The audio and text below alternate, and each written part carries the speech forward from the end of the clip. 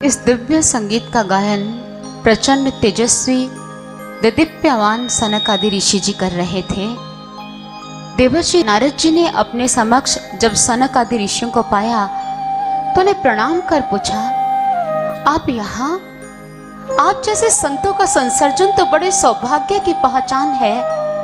परमात्मा की अपार कृपा हुई है कि मुझे आपके दर्शन हो गए हैं। दिखाई देने में आप 3 वर्ष के बालक जान पड़ते हो, लेकिन हो पूर्वजों के भी पूर्वज।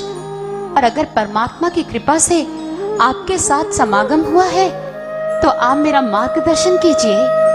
आकाशवाणी ने जिस मार्ग की चर्चा की है, आकाशवाणी ने जिस सत्कर्म के अनुष्ठान की बात की है, हमें उस सत्कर्म के बारे में बताइए।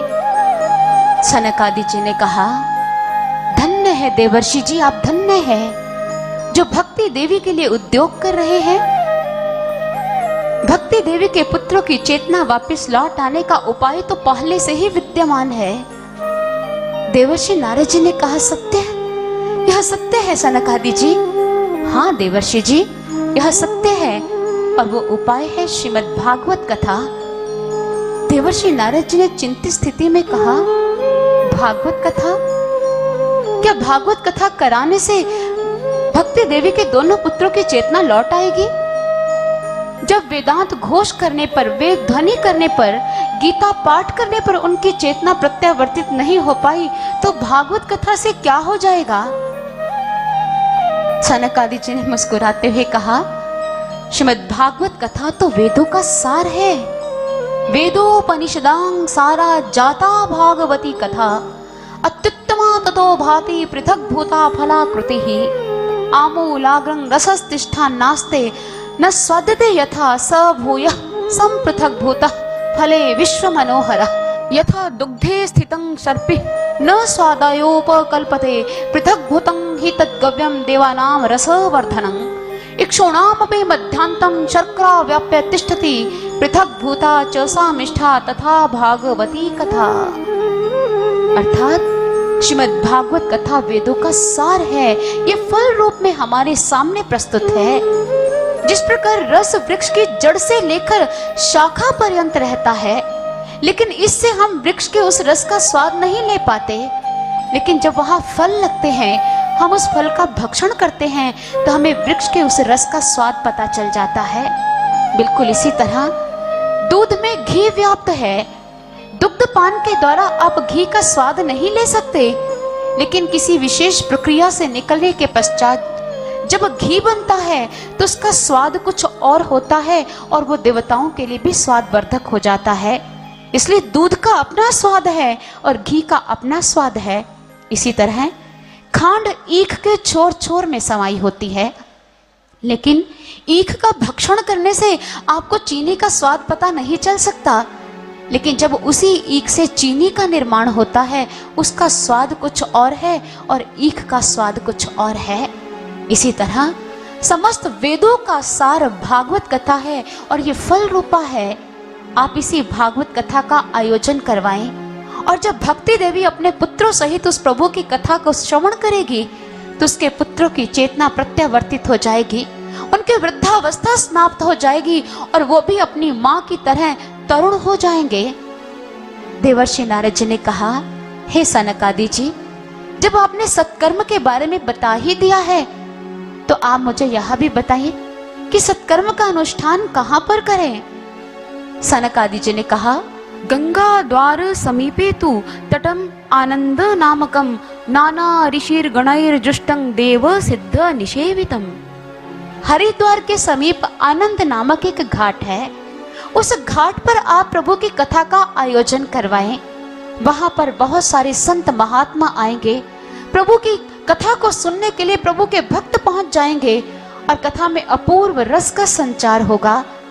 देवर्षि नारद जी यह बात सुनकर प्रसन्न हो गए, लेकिन हमारे समक्ष एक प्रश्न छूट गया। उन्होंने कहा कि प्रभु की पावन कथा हरिद्वार के समीप आनंद नामक घाट पर करवाएं। प्रभु की पावन कथा किसी स्थान विशेष की मोहताज नहीं है। जहां भी प्रभु के भक्त बुलाते हैं, परमात्मा के संत, परमात्मा के भक्त उस कथा को करने के लिए वहीं पहुंच जाया करते हैं। फिर हरिद्वार के समीप आनंद नामक घाट का ही चयन क्यों किया गया? क्योंकि यह कथा आध्यात्मिक अर्थ लिए हुए है। इसके भीतर एक आध्यात्मिक रहस्य समाया हुआ है। हरिद्वार क्या है? हमारे शरीर के 9 द्वार हैं, जिसके द्वारा हम संसार में कार्य व्यवहार करते हैं। लेकिन इन 9 द्वारों से परे एक अन्य द्वार है, जिसे हरि का द्वार कहा जाता है, जो इस स्थान पर है जहां हम तिलक लगाते हैं, माताएं बिंदी लगाती हैं। इस स्थान को हरि का द्वार कहा गया, क्योंकि जब संत की कृपा से जब ज्ञान की प्राप्ति होती है तो इसी स्थान पर श्री हरि के शाश्वत तत्व स्वरूप के दर्शन होते हैं। जिस द्वार पर हरि मिल जाए उसे हरि का द्वार ही कहते हैं। परांची खानी व तृणत स्वयंभू तस्मात् परांग पश्यति नान्तरात्मन। ब्रह्मा जी ने बाकी समस्त इंद्रियों के द्वार बाहर की ओर जाने वाले बनाए हैं, जिसके द्वारा हम संसार में ईश्वर की माया को देखते हैं, माया में रहते हैं। लेकिन एक ऐसे द्वार का निर्माण किया है जो भीतर की ओर खुलता है, जिसे हरि का द्वार कहते हैं। और इस तरह हरिद्वार के समीप आनंद नामक घाट की जो चर्चा की गई, जब एक पिपासु आत्मा अपने घट के अंदर ईश्वर के दर्शन कर लेती है तो उसके जीवन में आनंद रस का संचार होता है। यही आनंद नामक घाट है। हरिद्वार के समीप आनंद नामक घाट पर प्रभु की पावन कथा का आयोजन हुआ और प्रभु के भक्त कथा श्रवण करने हेतु वहां पर पहुंच गए। सनक आदि जी श्रेष्ठ आसन पर विराजमान हुए। प्रभु की कथा का शुभारंभ हुआ। भक्ति देवी अपने पुत्रों सहित वहीं पर पहुंच गई। जैसे जैसे लोग प्रभु की कथा को ध्यान पूर्वक श्रवण कर रहे हैं, हर एक अर्थ को, उस रहस्य को अपने भीतर समाहित कर रहे हैं, लोगों के अंदर एक अद्भुत भक्ति का संचार हो रहा है। लोगों के अंदर सुंदर संस्कारों का जन्म हो रहा है। जैसे भक्ति देवी ने ये सब कुछ देखा, भक्ति देवी ने सनक आदि जी के समक्ष हाथ जोड़ लिए। कहा, प्रभु आपने तो मुझे फिर से पुष्ट कर दिया है। मैं कहाँ रहूं? मेरा निवास स्थान कौन सा है? उस समय सनक आदि जी ने कहा, तुम्हारा निवास स्थान तो प्रभु के भक्त का हृदय ही है, इसलिए तुम प्रभु के भक्तों के हृदय में सदा के लिए स्थान बनाओ। और भक्ति देवी ने प्रभु के भक्तों के हृदय में जैसे अपना स्थान बनाया, सभी के चित्त में अलौकिक भक्ति का प्रादुर्भाव होने लगा और उसी यज्ञ भूमि पर स्वयं श्री नारायण प्रकट हो गए। तो बोलिए यज्ञ नारायण भगवान की, यज्ञ नारायण भगवान की जय। श्री हरि, जय श्री हरि, जय जय श्री हरि। और जैसे श्री हरि अपने अलौकिक चतुर्भुज रूप के साथ उसी सभा स्थल पर, उसी कथा स्थल पर प्रकट हुए, प्रभु की मनोहर छवि के दर्शन हर एक भक्त ने किए। और प्रभु के मनोहर छवि को देखकर सभी भक्त इतने मंत्र मुग्ध हुए कि प्रभु के दिव्य मूर्ति को अपने भीतर समाहित कर प्रभु का भजन करने लगे, कीर्तन करने लगे, नाचने लगे, झूमने लगे। और नाचते झूमते हुए वो क्या कीर्तन कर रहे हैं, आइए हम भी उनके साथ प्रभु का कीर्तन करते हैं। हरि भक्ति से सुख मिलते हैं कि दिल खिलते हैं कि हरि हरि बोलो रे, कि हरि हरि बोलो रे, कि हरि हरि बोलो रे। हरि भक्ति से सुख मिलते हैं कि दिल खिलते हैं कि हरि हरि बोलो रे, कि हरि हरि बोलो रे, कि हरि हरि बोलो रे।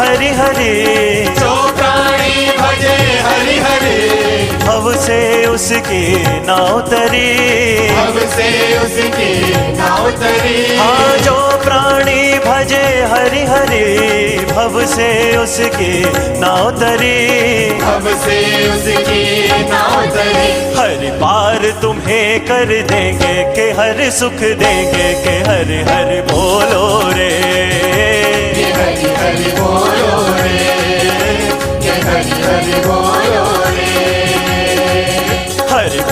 तुम्हें कर देंगे कि हर सुख देंगे कि हरि हरि बोलो रे, के हरि हरि बोलो रे, के हरि हरि बोलो रे।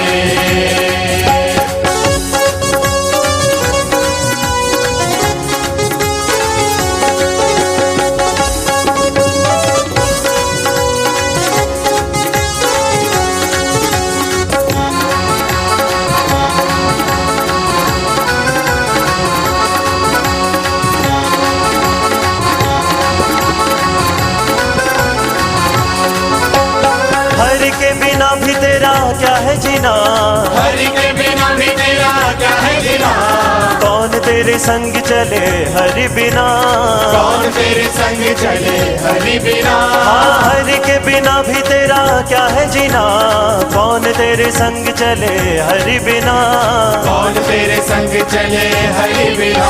हरि मन में उजाला करते हैं कि दुख हरते हैं कि हरि हरि बोलो रे, के हरि हरि बोलो रे, के हरि हरि बोलो रे। हरि मन में उजाला करते हैं कि दुख हरते हैं कि हरि हरि बोलो रे, के हरि हरि बोलो रे, के हरि हरि बोलो रे। हरि बोलो रे बोलो रे बोलो रे, हरि बोलो रे बोलो रे बोलो रे, हरि बोलो रे बोलो रे बोलो रे, हरि बोलो रे बोलो रे बोलो रे, हरि बोलो रे हरि बोलो रे, हरि बोलो रे हरि बोलो रे, हरि बोलो रे हरि बोलो रे, हरि बोलो रे हरि बोलो रे। हरि भक्ति से सुख मिलते हैं कि दिल खिलते हैं कि हरि हरि बोलो रे, के हरि हरि बोलो रे, कि हरि हरि बोलो रे, कि हरि हरि बोलो रे, कि हरि हरि बोलो रे। इस प्रकार सभी के चित्त में अलौकिक भक्ति का प्रादुर्भाव देखकर भगवान श्री हरि वहां पर प्रकट हुए और भगवान की रूप माधुरी का पान कर सभी प्रसन्न हो रहे हैं। सभी के चेहरे पर अलौकिक प्रसन्नता देखकर सनकादि जी ने कहा, हम आपको इसी विषय में एक प्राचीन इतिहास सुनाना चाहते हैं।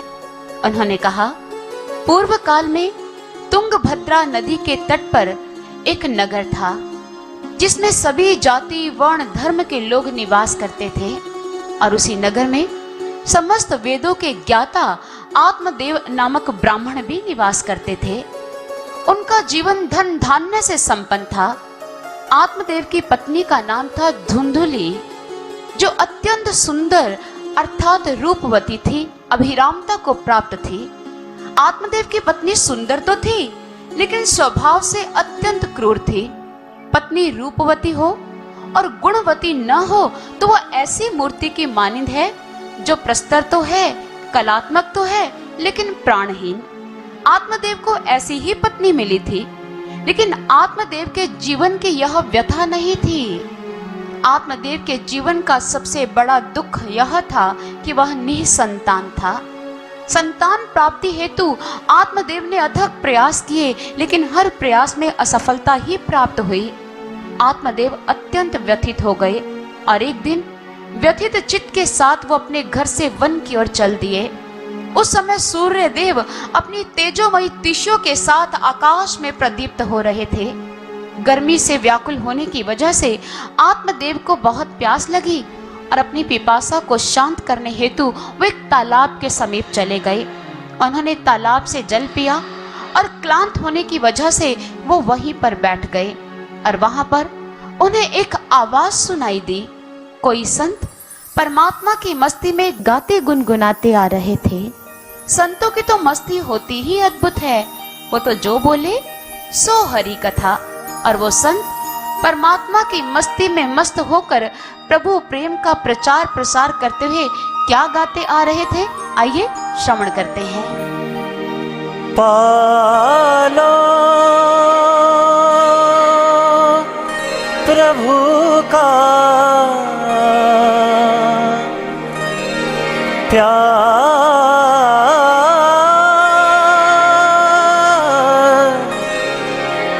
प्रभु का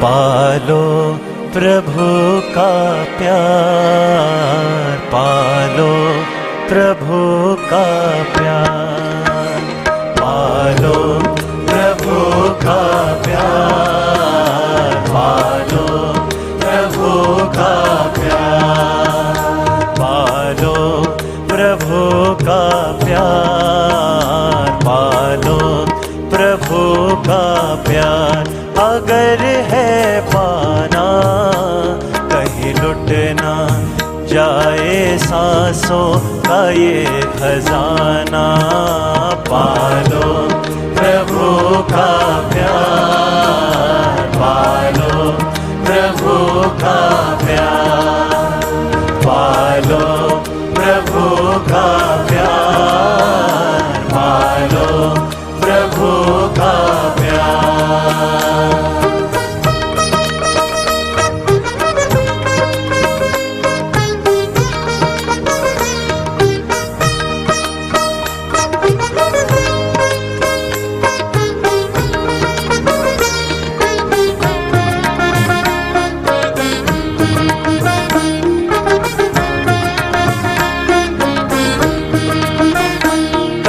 किसने देखा है आज तुम ये कर लो,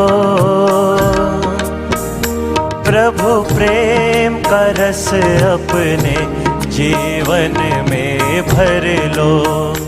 कल किसने देखा है आज तुम ये कर लो, प्रभु प्रेम का रस अपने जीवन में भर लो।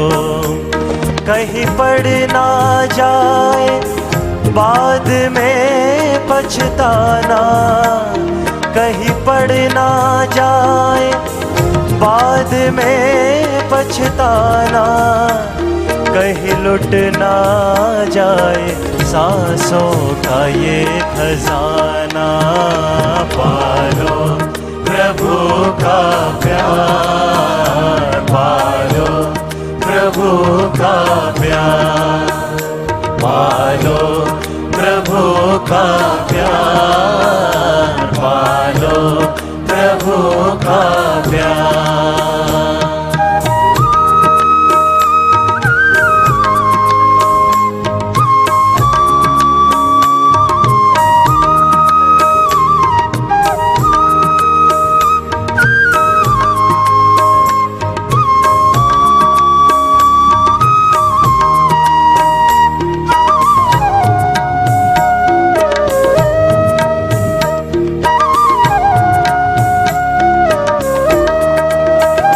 प्रभु को बना लो अपने दिल का सहारा, देखो मौका फिर ना आएगा दोबारा। प्रभु को बना लो अपने दिल का सहारा, देखो मौका फिर ना आएगा दोबारा।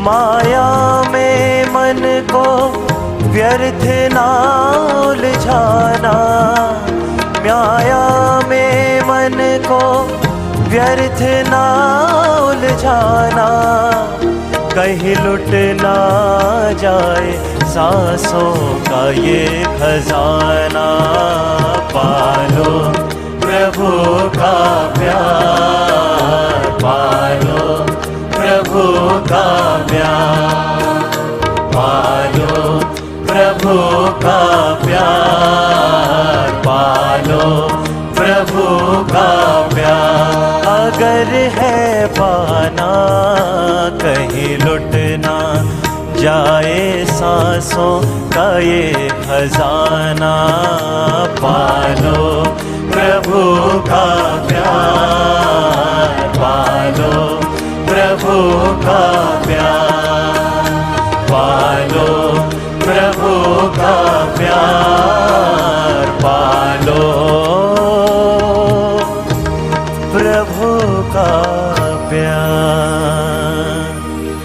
पालो प्रभु का प्यार, पालो प्रभु का प्यार, पालो प्रभु का प्यार, पालो प्रभु का प्यार। जात हूँ कहूँ बजाए ढोल, श्वासा खाली जात है तीन लोक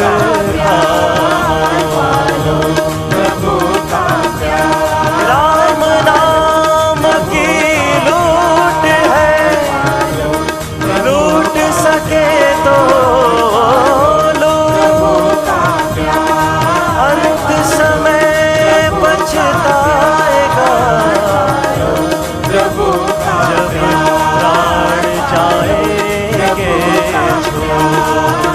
पालो प्रभु का प्यार, पालो प्रभु का प्यार, प्रभु का प्यार, पालो पालो पालो प्रभु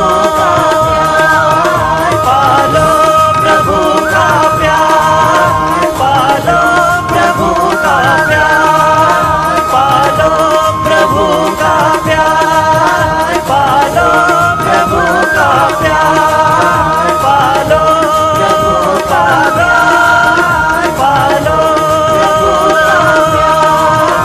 पालो प्रभु का प्यार, पालो प्रभु का प्यार, पालो प्रभु का प्यार, पालो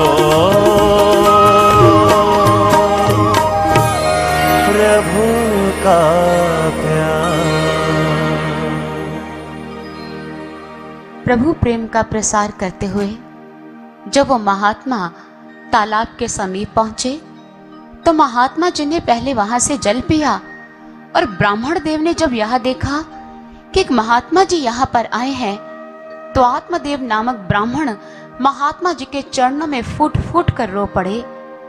महात्मा जी ने पूछा, कथं क्रोधशी विप्रतं काते चिंता बलीयसी वदतं सत्वरं मह्यं स्वस्य दुखस्य कारणम। तुम क्यों रो रहे हो? तुम्हारी चिंता का कारण क्या है? आप मुझे अपनी चिंता का कारण बताइए ताकि तुम्हारी चिंता का मैं निवारण कर पाऊं। ब्राह्मण देव ने कहा, महात्मा जी मैं अपनी चिंता का क्या कारण बताऊं? मैं संतानहीन हूं। संतानहीन जीवन को धिक्कार है, संतानहीन धन को धिक्कार है। मैं घर में जो भी अन्न फल लाता हूँ वो जल्दी गल सड़ जाता है। जो गाय पालता हूँ वो भी बांझ हो जाती है। घर में जो पेड़ लगाता हूँ वो भी फल और फूल से विहीन हो जाता है। ऐसे जीवन का क्या करूं? ऐसी बदकिस्मती से तो मृत्यु ही अच्छी महात्मन, ऐसी बदकिस्मती से तो मृत्यु ही भली।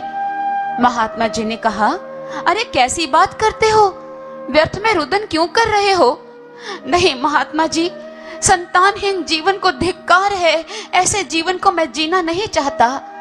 महात्मा जी ने कहा, मुंचा ज्ञानं प्रजा रूपं बलिष्ठा कर्मणो गति विवेकं तु समासाद्य त्यज संसार वासनां। अर्थात कर्म की गति बहुत गहन है।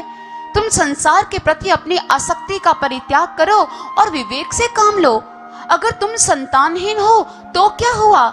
इस संसार में ऐसे कितने लोग हैं जिनके यहाँ संतान नहीं है। जिनके पास संतान नहीं है वो संतान के प्रति किए जाने वाले कर्तव्य कर्म से पहले ही च्युत हो चुके हैं, और उनके जीवन का तो एक ही कर्तव्य कर्म है, वो है श्री हरि का ध्यान करना, श्री हरि की भक्ति करना। इस संसार पर दृष्टिपात करो। जिनके घर पुत्र हैं वो भी दुखी, जिनके यहाँ संतान नहीं है वो भी दुखी। महात्मा जी जो बात कह रहे हैं बिल्कुल सत्य कह रहे हैं। एक माता पिता थे, उनकी एक इकलौती संतान थी जो बड़ी मन्नत मुरादों के बाद हुई थी, लेकिन वो संतान इतनी उच्छृंखल स्वभाव की थी कि बच्चे के व्यवहार से माता पिता बड़े दुखी हो गए। बच्चा जब देखो अपने घर में सारे सामान की तोड़फोड़ कर डालता, सारे घर को सिर पर उठा लेता, और माता पिता ऐसे बालक को प्राप्त कर दिन प्रतिदिन रुदन ही किया करते थे। एक दिन माता पिता चिंता में थे। उन्होंने आपस में बातचीत की कि हमारा बच्चा न जाने बड़ा होकर क्या बनेगा। इसमें तो कोई भी ऐसा लक्षण दिखाई नहीं दे रहा कि हम कहें ये हमारे बुढ़ापे का सहारा बन पाएगा। माता पिता ने कहा चलो बच्चे को बुलाकर ही पूछ लेते हैं। बच्चे को बुलाया, कहा बेटा तू बड़ा होकर क्या बनेगा? मम्मी मैं बड़ा होके बहुत बड़ा बनूंगा। नहीं बेटा, बड़ा होके बहुत बड़ा तो बनना है, लेकिन बहुत बड़ा क्या बनेगा? मैं बड़ा होके पायलट बनूंगा। अच्छा पायलट बनेगा, पायलट बन के क्या करते हैं? पायलट बन के मैं हवाई जहाज चलाऊंगा, ऐसे ऐसे ऐसे ऐसे यूं। अरे बेटे नीचे आ जा, अभी नीचे आ जा, जब हवाई जहाज उड़ाएगा तब चले जाना। अच्छा आकाश में तो कितने हवाई जहाज होते हैं, तो इतने हवाई जहाज जब उड़ रहे होंगे हमें कैसे पता चलेगा हमारा बेटा कौन सा हवाई जहाज उड़ा रहा है? अरे पता कैसे नहीं चलेगा, जब भी आपके घर के ऊपर से उड़कर जाऊंगा तो बम फेंक कर ही जाऊंगा, ऐसे नहीं जाऊंगा। ऐसे बच्चे की बात सुनकर माता पिता और व्यथित हो गए। यहाँ तो संतान वाले भी व्यथित हैं, इसलिए महात्मा जी यही समझा रहे हैं, अगर तुम नहीं संतान हो तो क्या हुआ, परमात्मा की रजा में राजी रहना चाहिए। ब्राह्मण देव ने कहा नहीं महात्मा जी, नहीं महात्मा जी, मुझे संतान चाहिए, मुझे संतान चाहिए। महात्मा ने कहा अरे संतान नहीं, भगवान को मांग, ये जीवन भगवान की भक्ति करने के लिए मिला है। नहीं महात्मा जी, मुझे भगवान नहीं, मुझे संतान चाहिए। अरे मूर्खानंद, कितनी बार तुझे समझा रहा हूँ, भगवान को मांग, संतान को क्यों मांगता है? ऐसी मांग रहा है तो नतीजा भोगने के लिए फिर तैयार रहना। अब भी समय है, भगवान को मांग, उसकी भक्ति को मांग। नहीं महात्मा जी, मुझे भगवान नहीं, मुझे संतान चाहिए। अपुत्रस्य गतिर्नास्ति महात्मन, अपुत्रस्य गतिर्नास्ति, पुत्र के बिना गति नहीं होती है। महात्मा जी ने कहा अरे दुर्बुद्धि, तू कह रहा है पुत्र के बिना गति नहीं होती है? अरे सुअर के बहुत सारे बच्चे होते हैं, फिर तो उसकी गति हो जानी चाहिए। अरे गति तो तब होती है जब तू भगवान को जानेगा, तू भगवान की भक्ति करेगा। पुत्र प्राप्त करने से गति नहीं, भगवान को प्राप्त करने से गति मिलती है। इसलिए अब भी समझ जा, भगवान को मांग ले। नहीं महात्मन, नहीं महात्मन, मुझे भगवान नहीं, मुझे तो संतान चाहिए। महात्मा जी ने कहा अरे दुर्बुद्धि, तुम्हें समझ नहीं आ रही? ऐसा अविद मानव मैंने कहीं नहीं देखा। मैं बार बार समझा रहा हूँ, भगवान को मांग ले, उसकी भक्ति को मांग। संतान मांग रहा है और भगवान की इच्छा के विरुद्ध अपनी इच्छा व्यक्त कर रहा है। तुम्हारे जीवन का लक्ष्य क्या है? भगवान को पाना है। तू विद्वान है, ब्राह्मण है, लोगों को कथा सुनाता है, लोगों को सत्संग सुनाता है। क्या सुनाता है? क्या संतान को पाना जीवन का लक्ष्य है या भगवान को पाना? ऐसा पाठ पढ़ाता है तो दुनिया को, तुम खुद ही पथभ्रष्ट हो, दुनिया को दिशा क्या दिखाओगे? इसलिए अब भी तुम्हें समझा रहा हूं दुर्बुद्धि, भगवान मांग, भगवान।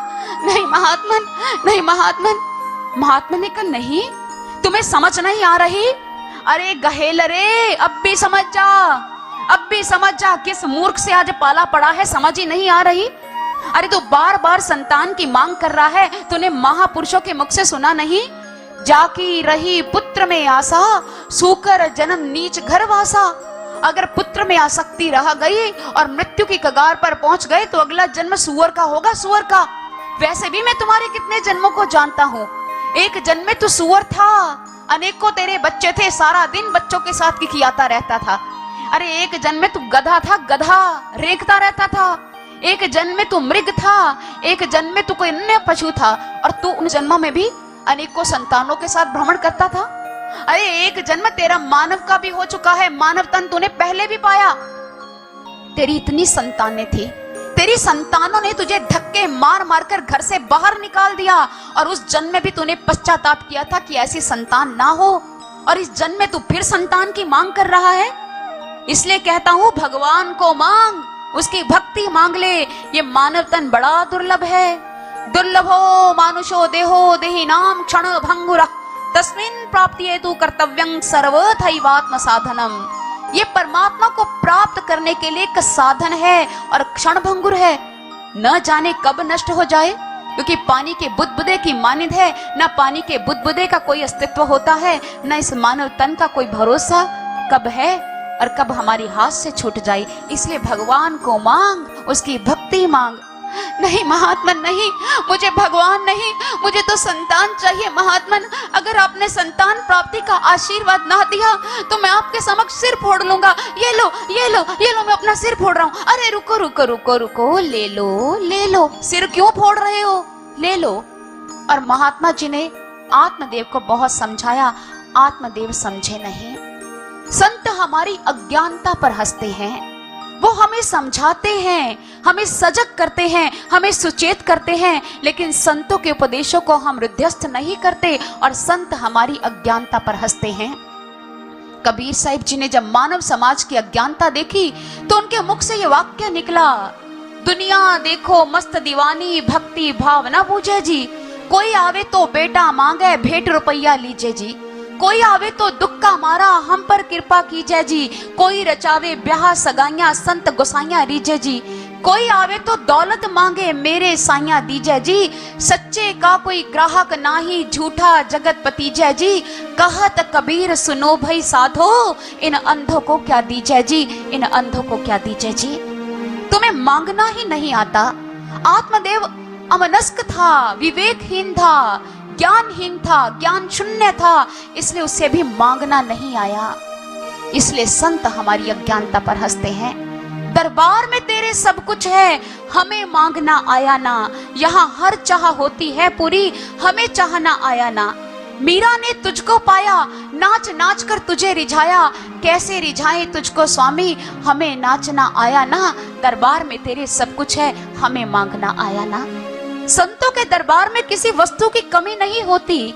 आप पुत्र मांगोगे तो पुत्र मिलेगा, धन मांगोगे तो धन मिलेगा, संपदा मांगोगे तो संपदा मिलेगी, सुख मांगोगे तो सुख मिलेगा। लेकिन मांगने से पूर्व आपको ये सोचना है कि आप मांग क्या रहे हो। मुझे एक बात याद आ गई। एक बार कहीं विवाह संपन्न हो रहा था। कहते हैं कि उत्तर प्रदेश या बिहार जैसे राज्यों में विवाह में कोई एक रस्म होती है जिसे खिचड़ी की रस्म कहते हैं। इस रस्म में क्या होता है कि दूल्हा विवाह में खिचड़ी खाते खाते रुक जाता है। फिर लड़की का पिता दौड़ा चला आता है और दूल्हे से उसकी मनोकामना पूछता है और दूल्हा अपने मन की अभिलाषा व्यक्त करता है और लड़की के पिता को वो मांग पूरी करनी ही पड़ती है। ऐसे एक विवाह संपन्न हो रहा था और दूल्हे राजा क्या कर रहे थे, खिचड़ी खा रहे थे। खिचड़ी खाते खाते दूल्हे राजा रुक गए और जब उसके रुकने का समाचार लड़की के पिता को पता चला तो लड़की का पिता सारा काम छोड़कर दूल्हे के पास आ गया और अपने भावी दामाद से पूछने लगा, बेटा क्या चाहिए, फ्रिज चाहिए? दूल्हे राजा ने कहा, अच्छा स्कूटर चाहिए, कंप्यूटर चाहिए, एसी चाहिए, तो कार चाहिए, कोठी बंगला चाहिए, क्या चाहिए? अरे कुछ बोलेगा भी तभी तेरी मांग पूरी करूंगा, सिर ही मारे जा रहा है। बात यह है कि खिचड़ी बड़ी स्वाद है, थोड़ी सी खिचड़ी और दे दो। दूल्हे राजा ने खिचड़ी मांग ली और उस समय आसपास जितने भी लोग थे वो सभी सिर पर हाथ मारने लगे। क्यों? ये बात सज्जनों दहेज प्रथा को बढ़ावा देने के लिए नहीं कही गई। जिस प्रकार इस सांसारिक रस्म में दूल्हे राजा को मांगना नहीं आया, उसी प्रकार आध्यात्मिक जगत में लोगों को संतों के दरबार में मांगना नहीं आता। हम ऐसी मांग मांगते हैं, ऐसी इच्छा व्यक्त करते हैं, ऐसी अभिलाषा भगवान के दरबार में रखते हैं जिसके बारे में हमें पता ही नहीं होता कि वो अभिलाषा पूर्ण होगी तो हमारा कल्याण होगा या अकल्याण। इसलिए मांगने से पहले हम सोचते नहीं। आज आत्मदेव ने भी नहीं सोचा और महात्मा जी ने बहुत समझाया और महात्मा देव जी को फिर आत्मदेव की यह मांग पूरी करनी पड़ी। तस्याग्रहं समालोक्य फलमेकं सदत्वान् इदं भक्षय पत्न्यातं ततः पुत्रो भविष्यति। महात्मा जी ने उन्हें अपने झोले से एक फल निकाल कर दिया और कहा, यह फल अपनी पत्नी को खिला देना, उचित समय पर तुम्हारे घर में पुत्र रत्न होगा। महात्मा जी ने जो फल दिया वो कोई जादू वाला फल नहीं था। फल तो बाजार में बहुत मिलते हैं लेकिन वो प्रसाद नहीं होते। जैसे उन फलों को संतों के हाथ का स्पर्श मिलता है वो प्रसाद बन जाते हैं। हलवाई की दुकान में बहुत सारी मिठाइयां मिलती है लेकिन वो प्रसाद नहीं होती।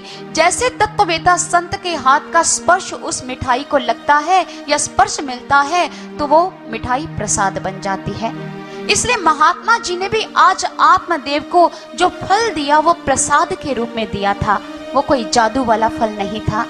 और उस फल को प्राप्त कर आत्मदेव अत्यंत प्रसन्न हुए और आत्मदेव महात्मा जी को प्रणाम कर प्रसन्न मुद्रा में वहां से चल दिए अपने घर की ओर।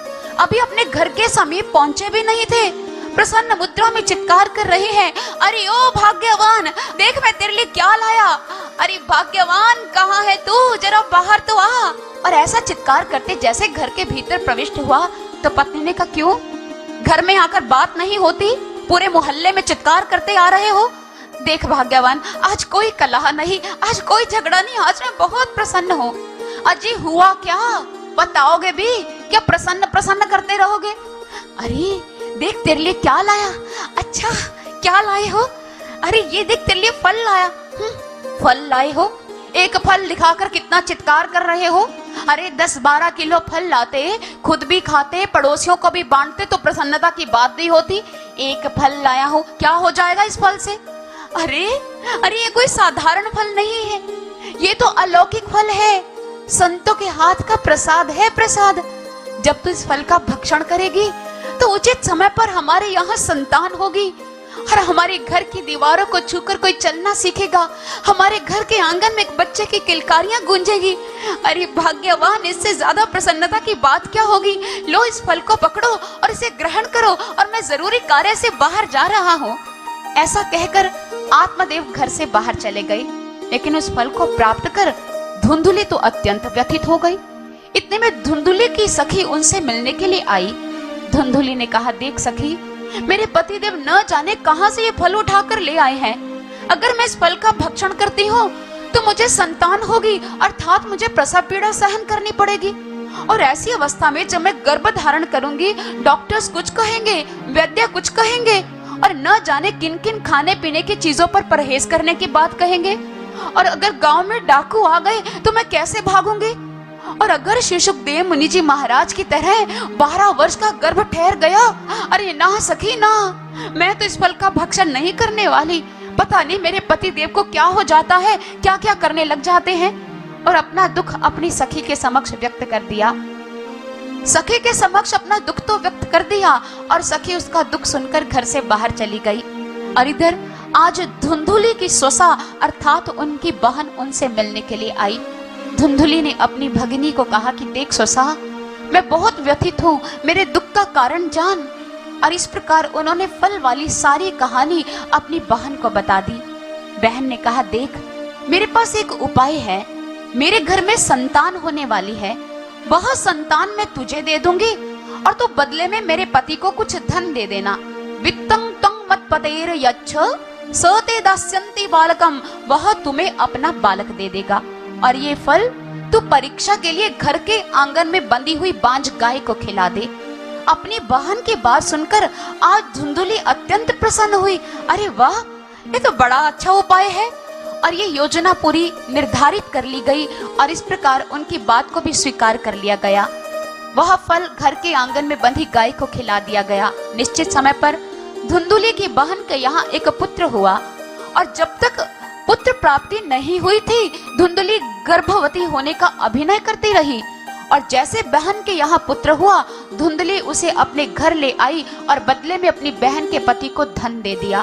और इधर जैसे ही धुंधुली उस पुत्र को घर लेकर आई, उसी दिन घर के आंगन में बंधी बांझ गाय ने भी एक संतति को जन्म दे दिया, जिसके कान गाय जैसे थे लेकिन शरीर मनुष्य के मानिन था। और उधर जब लोगों को यह पता चला कि आत्मदेव के घर में संतान हुई है और घर के आंगन में बंधी बांझ गाय ने भी एक संतति को जन्म दिया है, तो लोग बड़े प्रसन्न हुए। लोग तो ब्राह्मण देव को बधाइयां देने के लिए आ रहे हैं। आज तो ब्राह्मण देव के घर में मांगलिक वाद्य यंत्र बज रहे हैं, शहनाई वादन हो रहा है, स्वस्ति वाचन हो रहा है, लोग आ रहे हैं, लोग जा रहे हैं।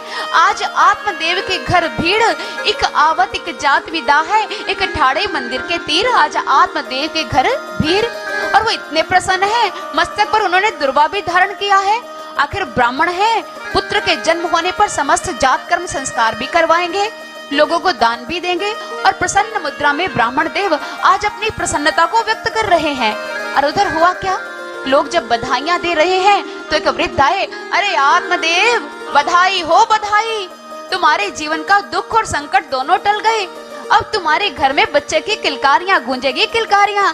अरे ऐसी प्रसन्नता के अवसर पर क्या मुंह मीठा नहीं कराओगे? आत्मदेव ने कहा, मुख मीठा? अरे मिठाइयों के थाल भरे हैं थाल, जितना चाहो खा लो और जितना चाहे अपने घर ले जाओ। और आत्मदेव तो बड़े प्रसन्न हैं। और इधर आत्मदेव उस पुत्र को प्राप्त कर प्रसन्न हुए, लेकिन धुंधुली ने कहा, बच्चे का नामकरण तो मैं ही करूंगी। पुत्रस्य नाम धुंधुकारी इति नाम मात्रा प्रतिष्ठिता। पुत्र का नाम माता ने क्या रखा? धुंधुकारी।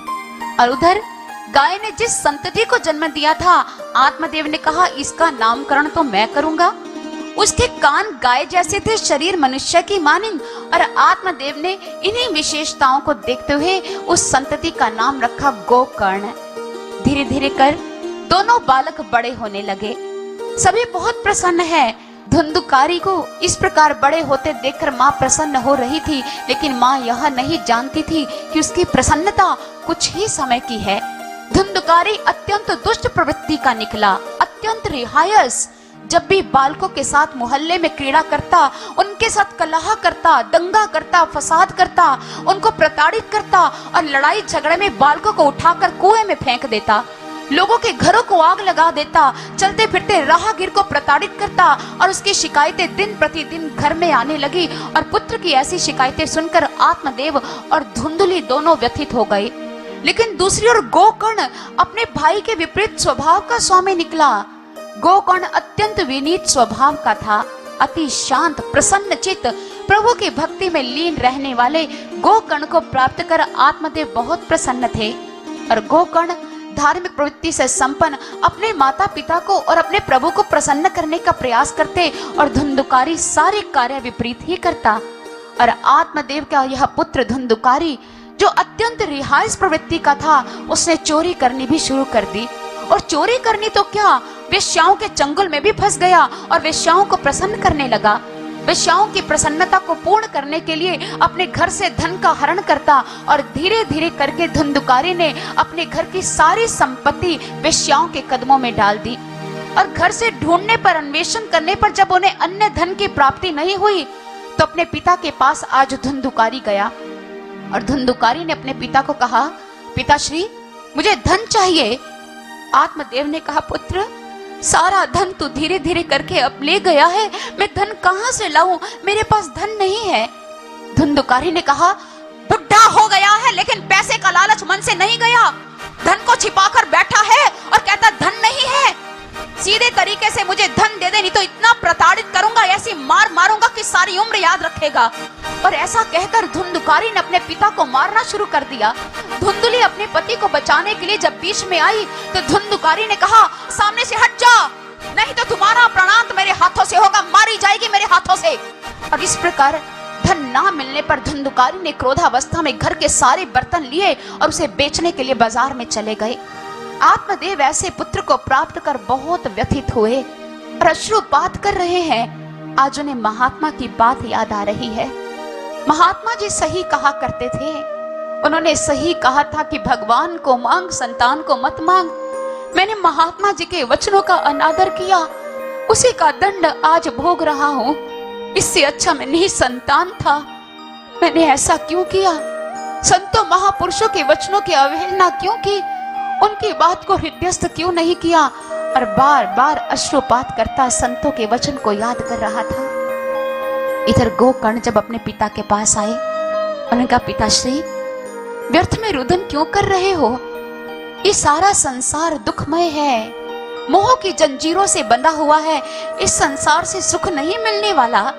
ये नश्वर रिश्ते हैं, न जाने कब छूट जाए, कब टूट जाए। मात्र एक ही हमारा सहारा है, वो है परमात्मा। समय को क्यों गवा रहे हो? भजन करो, परमात्मा का सुमिरन करो। परमात्मा ही है जो सुख स्वरूप है, शांति स्वरूप है। हमें सुख और शांति भगवान ही दे सकते हैं। इस शरीर को मैं मानना छोड़ दो, शरीर के संबंधों से ऊपर उठो। आदमी का जिस्म क्या है, जिस पर शैदा है जहां एक मिट्टी की इमारत, एक मिट्टी का मकान। खून है गारा इसमें, ईंटें हैं हड्डियां, चंद श्वासों पर टिका ये ख्याली आसमान। मौत की पुरजोर आंधी जब इससे टकराएगी, देख लेना ये इमारत टूट कर गिर जाएगी, देख लेना ये इमारत टूट कर गिर जाएगी। इस शरीर का कोई भरोसा नहीं पिताश्री। शरीर के रहते रहते परमात्मा को प्राप्त कर लो। यावत् स्वस्थमिदं देहं यावन् मृत्युश्च दूरतः तावत् आत्महितं कुर्यात् प्राणान्ते किं करिष्यति। जब तक शरीर स्वस्थ है, मृत्यु दूर है, तब तक समय के रहते रहते क्यों ना परमात्मा का ध्यान कर लिया जाए। अगर इस शरीर के रहते रहते हम अपनी आत्मा का कल्याण करने का प्रयास करते हैं तो हम अपने मित्र खुद हैं, और अगर आत्मा के हित के बारे में हम सोचते नहीं हैं तो हम अपने शत्रु खुद हैं। पिताश्री, अपने शत्रु मत बनिए, अपनी आत्मा का कल्याण कीजिए और हरि का ध्यान कीजिए, हरि का ध्यान कीजिए।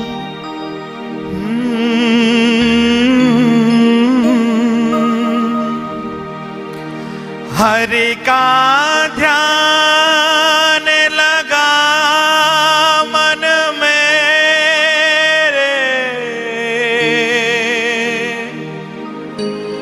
मिट जाएंगे सब दुख तेरे,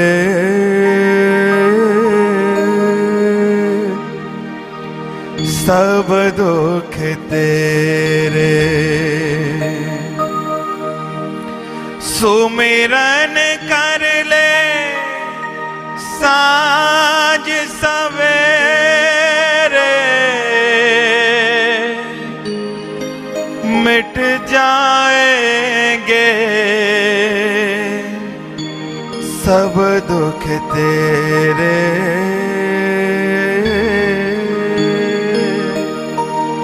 सब दुख तेरे।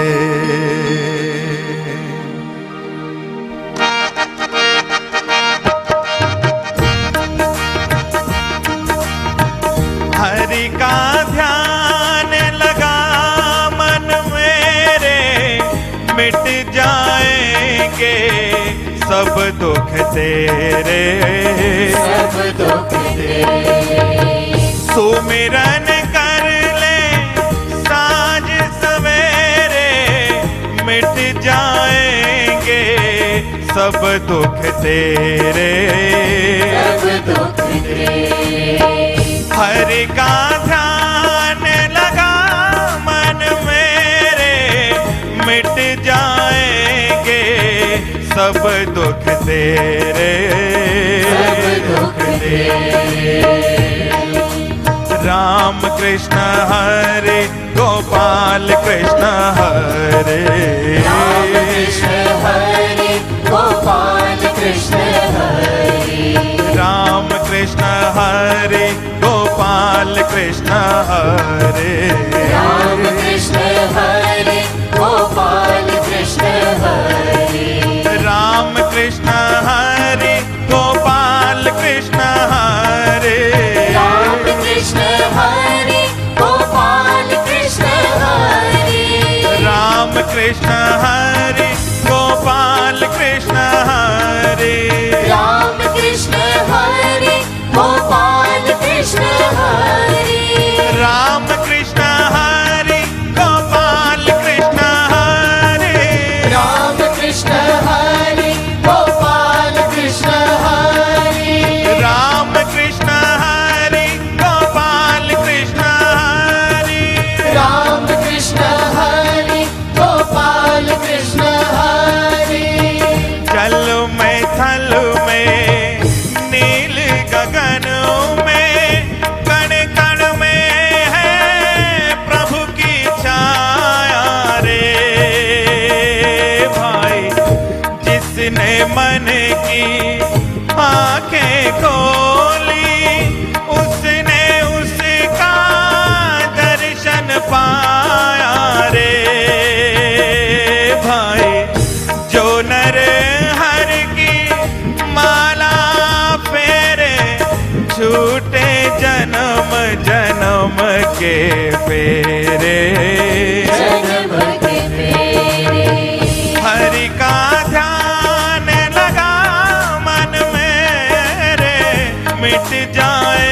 जाएंगे सब दुख तेरे, सब दुख तेरे। राम कृष्ण हरे गोपाल कृष्ण हरे, राम कृष्ण हरे गोपाल कृष्ण हरे, राम कृष्ण हरे गोपाल कृष्ण हरे, राम कृष्ण हरे गोपाल कृष्ण हरे, राम कृष्ण हरे गोपाल कृष्ण हरे, राम कृष्ण हरे गोपाल कृष्ण हरे, राम कृष्ण हरे गोपाल कृष्ण हरे, राम कृष्ण हरे गोपाल कृष्ण हरे, राम कृष्ण हरे गोपाल कृष्ण हरे, राम कृष्ण हरे गोपाल कृष्ण हरे, ओ राम कृष्ण हरे गोपाल कृष्ण हरे, राम कृष्ण हरे गोपाल कृष्ण हरे, गोपाल कृष्ण हरे, राम कृष्ण हरे गोपाल कृष्ण हरे, राम कृष्ण हरे गोपाल कृष्ण हरे, राम कृष्ण हरे गोपाल कृष्ण हरे, राम कृष्ण हरे गोपाल कृष्ण हरे, राम कृष्ण हरे गोपाल कृष्ण हरे, राम कृष्ण हरे गोपाल कृष्ण हरे, राम कृष्ण हरे गोपाल कृष्ण हरे, राम कृष्ण हरे गोपाल कृष्ण हरे, राम कृष्ण हरे गोपाल कृष्ण हरे, हरे ओ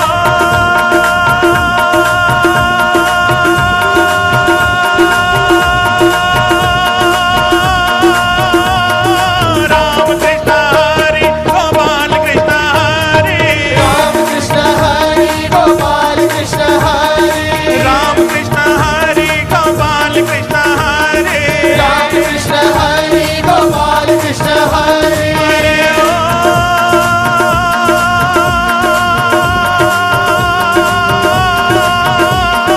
राम कृष्ण हरे गोपाल कृष्ण हरे, राम कृष्ण हरे गोपाल कृष्ण हरे, राम कृष्ण हरे गोपाल कृष्ण हरे, राम कृष्ण हरे गोपाल कृष्ण हरे, हरे ओ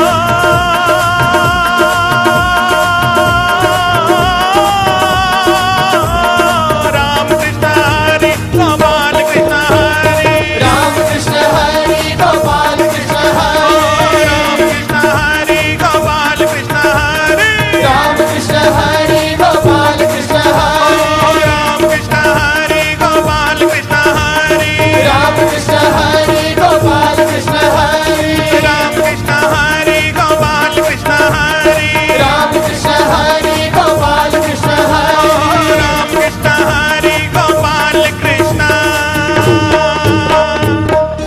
हरे। हरि का ध्यान लगा मन मेरे, मिट जाएंगे सब दुख तेरे।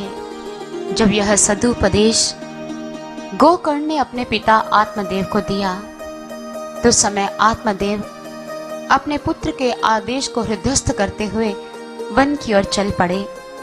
वन में जाकर उन्होंने संतों महात्माओं के श्री चरणों की सेवा की और भागवत महापुराण कहती है कि 10वें स्कंद में जाकर आत्मदेव को मुक्ति की प्राप्ति हो गई।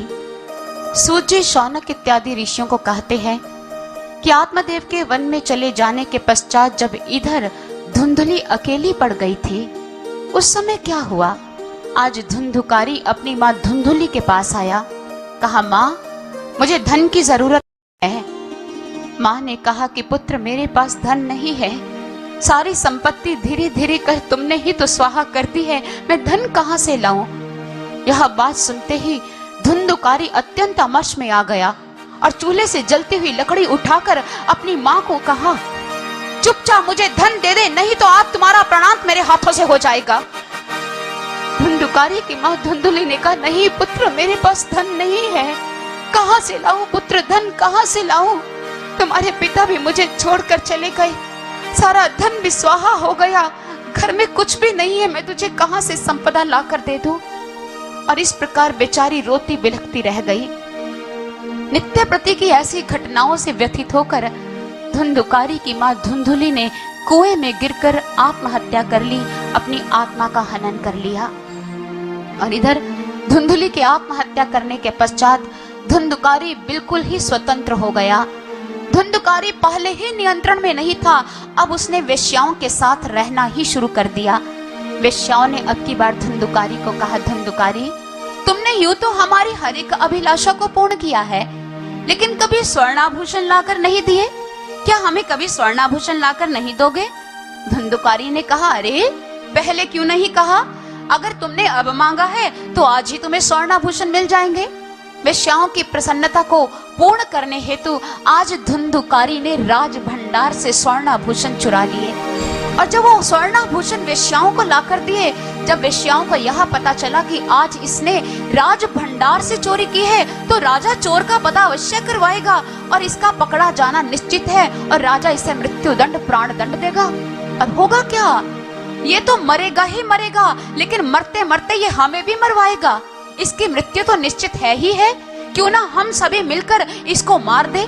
और उन वेश्याओं ने मिलकर धुंधुकारी को दामरियों से, रस्सियों से बांधकर मारने का प्रयास किया, लेकिन पापी आत्मा शीघ्र कहाँ मरने वाली थी। उसको शीघ्र मरते ना देखकर वेश्याओं ने उसके मुख पर जलते हुए अंगारे डाल दिए और अंगारों के ताप को वो सहन नहीं कर पाया और क्रंदन करता हुआ उसने अपने प्राणों का परित्याग कर दिया। धुंधुकारी मृत्यु को प्राप्त हुआ और प्रेत योनि को प्रपन्न हो गया और प्रेत योनि में जाकर हा दैव कर चित्कार कर रहा है और रक्षा की गुहार कर रहा है। और प्रेत योनि में पड़ा धुंधुकारी आज अत्यंत व्यथित है। और इधर गोकर्ण भगवान के आदर्शों पर चलते हुए, परमात्मा के संतों के साथ भजन कीर्तन करते हुए जब आज अपने घर वापस आए, तो घर के आंगन में रात्रि के समय वो विश्राम कर रहे थे। इतने में प्रेत योनि को प्रपन्न धुंधुकारी वहां पर पहुंच गया और उसने अपने भाई को अपने दुख का कारण बताना चाहा। और जब भयानक आकृति को अपने समक्ष गोकर्ण ने देखा, तो गोकर्ण ने पूछ लिया, तुम कौन हो और अपनी भयानक आकृति से मुझे भयभीत करने का प्रयास क्यों कर रहे हो? प्रेत योनि को प्रपन्न हुए धुंधुकारी ने कहा कि मैं तुम्हारा भाई धुंधुकारी हूँ, जो अपने कुकर्मों की वजह से प्रेत योनि को प्रपन्न हो चुका है। गोकर्ण ने कहा, धुंधुकारी, तुम्हारी ऐसी स्थिति, ऐसा क्यों हो गया? धुंधुकारी ने उसे सारी बात बताई कि भ्राताश्री, अपने ही कर्मों का बुरा परिणाम भोग रहा हूँ। मानव शरीर में मिलने वाले कष्ट तो कुछ भी नहीं है, लेकिन प्रेत योनि में जो कष्ट मिलते हैं वो असहनीय है। लोग यूं ही व्यथित होते रहते हैं कि मानव तन में हमें दुख है, लेकिन प्रेत योनि में जो दुख मिलते हैं उनको सहा नहीं जा सकता। इसलिए मैं इस असहनीय दुख से पीड़ित होकर तुम्हारे श्री चरणों में उपस्थित हुआ हूँ। मुझे प्रेत योनि से मुक्ति का दान दिलवाओ। तुम तो धर्म धुरंधर हो, धर्म के पथ पर चलने वाले हो, तुम मुझे इस योनि से अवश्य मुक्त कर सकते हो। हमने अभी श्रवण किया कि धुंधुकारी प्रेत योनि को प्रपन्न हुआ। बहुत सारे लोग हैं जिस बात को स्वीकार नहीं करते कि प्रेत योनि होती भी है या नहीं। वो कहते हैं कि ये मन घड़ंत बातें हैं, कोई भूत प्रेत नहीं होते।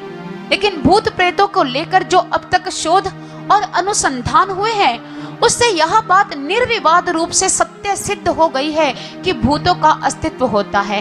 होता यह है कि जब कोई जीव आत्मा मानव तन प्राप्त करती है, तो इस मानव तन के द्वारा वो अनेकों तरह के कर्म करती है और जिस प्रकार के वो कर्म करती है, कर्मों के आधार पर उसे अगला जन्म मिलता है। और किसी योनि में जाकर वो जीव आत्मा इतने पाप कर्म करती है कि भगवान भी उनसे रुष्ट हो जाता है और भगवान उसे फिर कभी तन नहीं देता। और वह योनि जिसमें कोई भी तन प्राप्त ना हो, प्रेत योनि कहलाती है। प्रेत वायुवात्मक होते हैं, उनके पास शरीर नहीं होता है। और भगवान श्री कृष्ण कहते हैं, यान्ति देव व्रता देवान पितृन् यान्ति पितृव्रता भूतानि यान्ति भूतेज्या यान्ति मद्याजिनो भी माम। अर्थात भूतों को पूजने वाले भूतों को प्राप्त होते हैं, प्रेतों को पूजने वाले प्रेतों को प्राप्त होते हैं, लेकिन पितरों को पूजने वाले पितरों को प्राप्त होते हैं। जो मुझे भजता है वो मुझे ही प्राप्त होता है। अगर भगवान श्री कृष्ण जी ने यह कहा है कि भूतों को पूजने वाले भूतों को प्राप्त होते हैं, तो इस बात में कोई संशय रहा ही नहीं जाना चाहिए कि भूतों का अस्तित्व ही नहीं होता। अर्थात अगर भगवान ने कहा है तो इसका मतलब भूत प्रेत होते हैं, भूतों का भी अपना अस्तित्व है, भले ही वो वायुवात्मक है। और आज इसी प्रेत योनि को प्रपन्न धुंधुकारी जब गोकर्ण से प्रार्थना करता है तो गोकर्ण अपने भ्राता को आश्वासन देता है। प्रातः काल गोकर्ण अनेकों विदग्ध लोगों से मिलता है और कहता है कि प्रेत योनि को प्रपन्न हो चुके किसी आत्मा के कल्याण का क्या कोई मार्ग है? लेकिन गोकर्ण को कहीं से भी कोई मार्ग प्राप्त नहीं हुआ।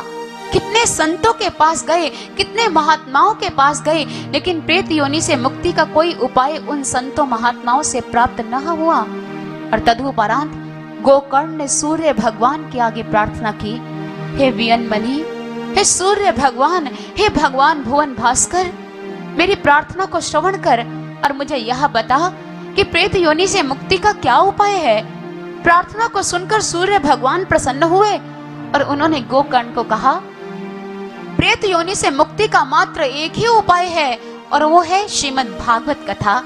तुम प्रभु की भागवत कथा का आयोजन करवाओ और वहां पर प्रभु के भक्त जब कथा सुनने के लिए एकत्रित होंगे तो वहां प्रेत योनि को प्रपन्न वो आत्मा भी वहां पहुंच जाएगी और जब कथा को सुनेगी तो उस योनि से मुक्त हो जाएगी।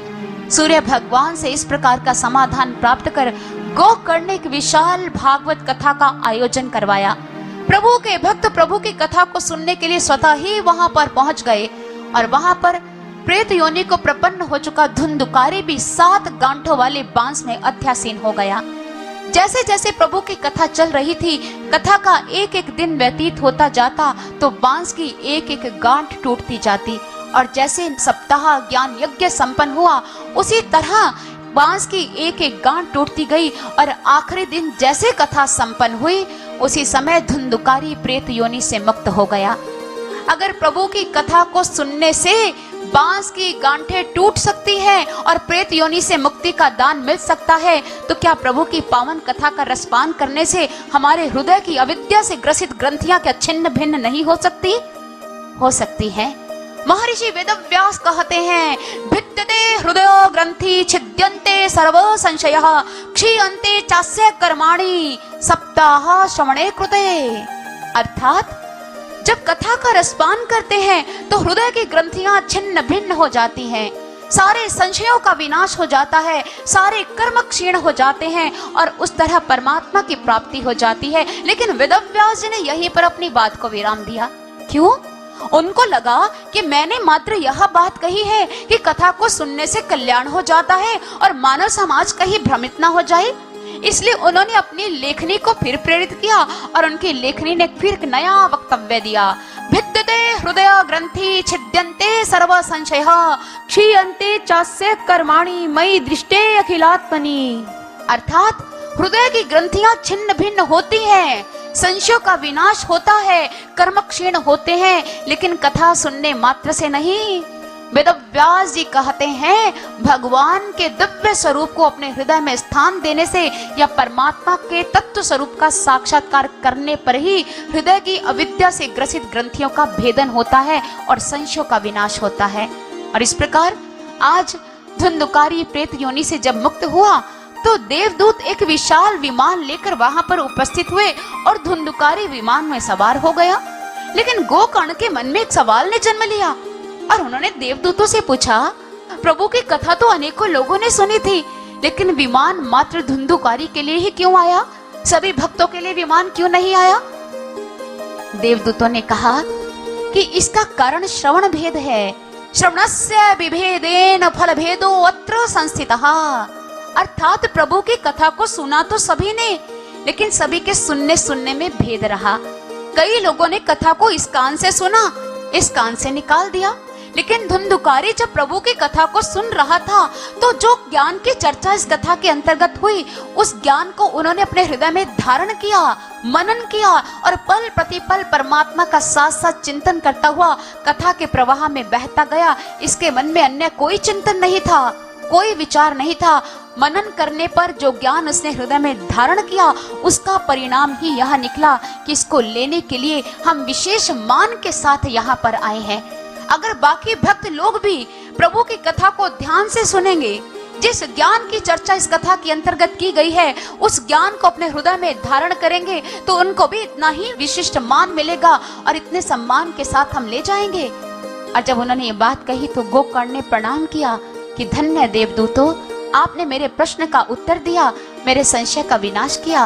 और इधर पुनः जब प्रभु की कथा हुई, प्रभु के भक्त जो परमात्मा को प्राप्त करना चाहते थे, जो मोक्ष का मार्ग चाहते थे, उन्होंने उसी भाव से प्रभु की कथा सुनी और उनके साथ भी वैसा ही घटित हुआ।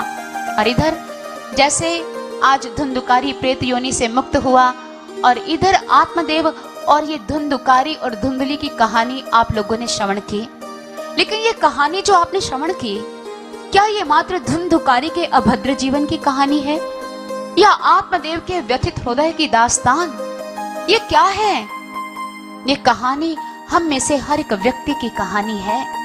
आत्मदेव यहाँ हर एक व्यक्ति का प्रतिनिधित्व कर रहे हैं। हम में से हर एक व्यक्ति आत्मदेव है जो तुंगभद्रा नदी के तट पर निवास करता है। तुंगभद्रा क्या है? तुंग का अर्थ है अधिक और भद्रा का अर्थ है कल्याणकारी, अर्थात सबसे अधिक कल्याणकारी क्या है? हमारा कल्याण कैसे होगा? इस मानव तन के द्वारा ही हमारा कल्याण हो सकता है। अर्थात तुंगभद्रा यहाँ मानव तन की प्रतीक है। जिस व्यक्ति ने इस तन को प्राप्त किया है, अर्थात जो जीवात्मा मानव तन में है, उसके जीवन का लक्ष्य क्या है? परमात्मा को प्राप्त करना, उस हरि का भजन करना, हरि का ध्यान करना। लेकिन कदर्थना का विषय यह है कि हम इस तन को प्राप्त कर सांसारिक संपदा को एकत्रित करने में अपना जीवन यापित कर देते हैं, अपने जीवन के लक्ष्य को भूल जाते हैं। ये तन भगवान को प्राप्त करने के लिए मिला है।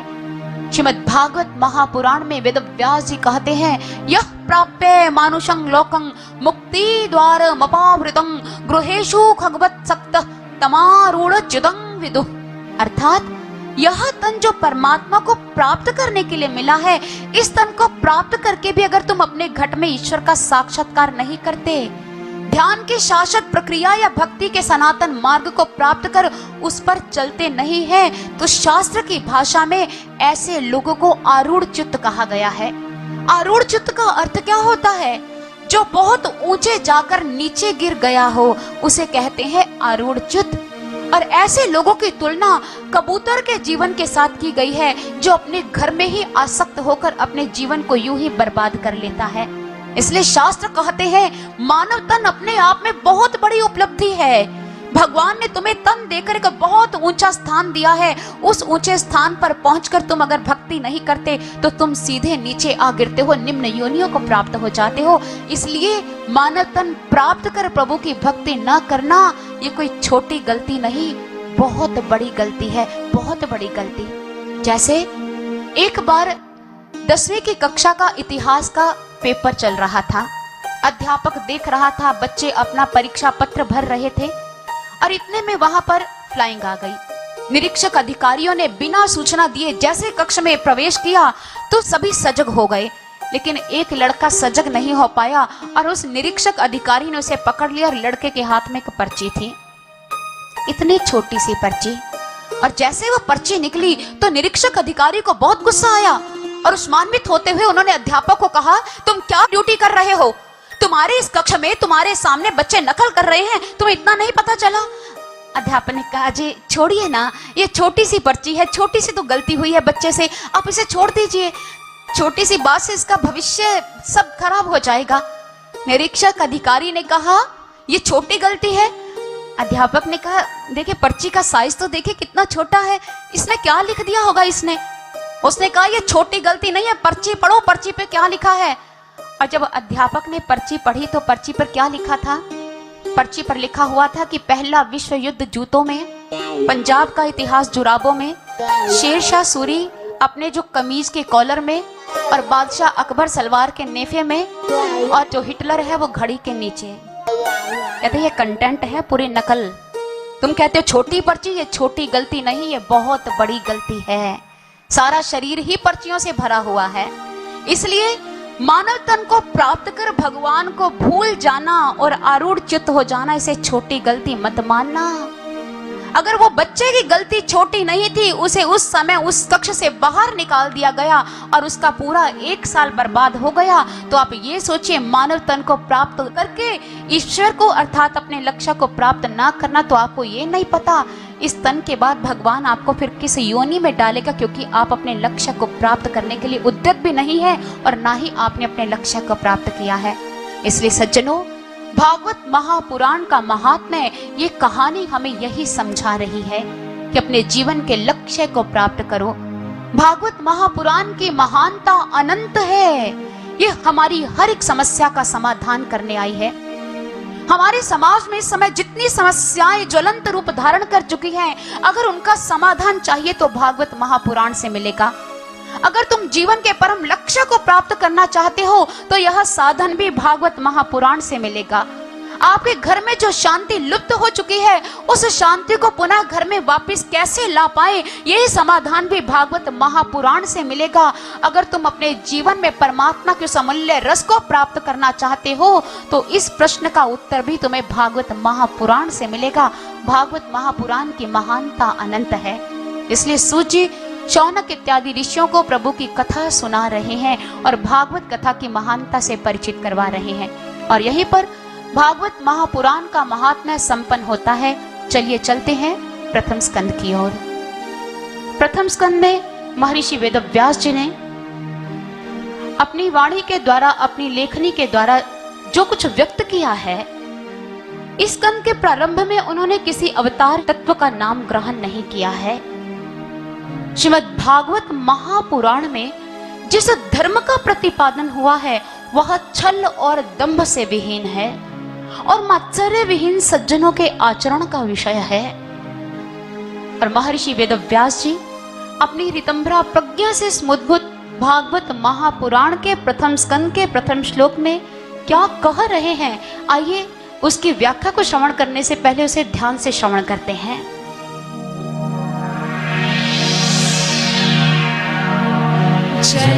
जन्माद्यस्य यतोऽन्वयादितरतश्चार्थेष्वभिज्ञः स्वराट् तेने ब्रह्महृदाय आदिकवये मोहयन्ति यत्सूरयः तेजो वारिमृदां यथा विनिमयो यत्र त्रिसर्गो मृषा भावना स्वेन सदा निरस्तकुहकम्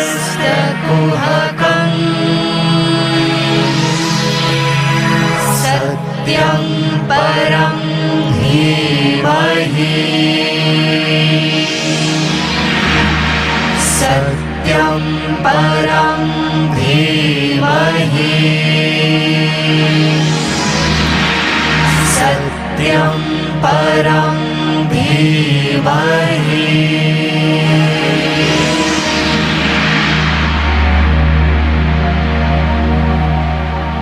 महर्षि वेदव्यास जी कहते हैं, जिससे इस जगत की सृष्टि स्थिति व प्रलय होते हैं, जो सद्रूप पदार्थों में अनुगत है और असत पदार्थों से पृथक है, जो जड़ नहीं चेतन है, जो परतंत्र नहीं स्वतंत्र है, जो ब्रह्मा अथवा हिरण्यगर्भ नहीं अपितु वह स्वयं, जिन्होंने प्रकट होकर ब्रह्मा जी को भी वेद ज्ञान का दान दिया, जिनको जानने के संदर्भ में बड़े बड़े ऋषि मुनि भी मोहित हो जाते हैं, उन माया और माया कार्य से पृथक रहने वाले सत्य स्वरूप परमात्मा का हम ध्यान धरते हैं।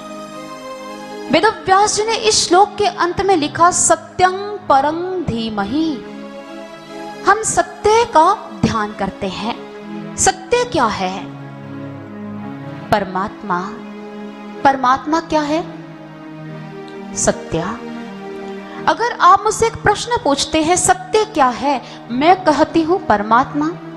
आप मुझसे दूसरा प्रश्न पूछ रहे हैं परमात्मा क्या है, अगर मैं जवाब देती हूं सत्य, तो कोई जानकारी तो प्राप्त नहीं हुई, यह तो परस्पर सापेक्ष रह गया।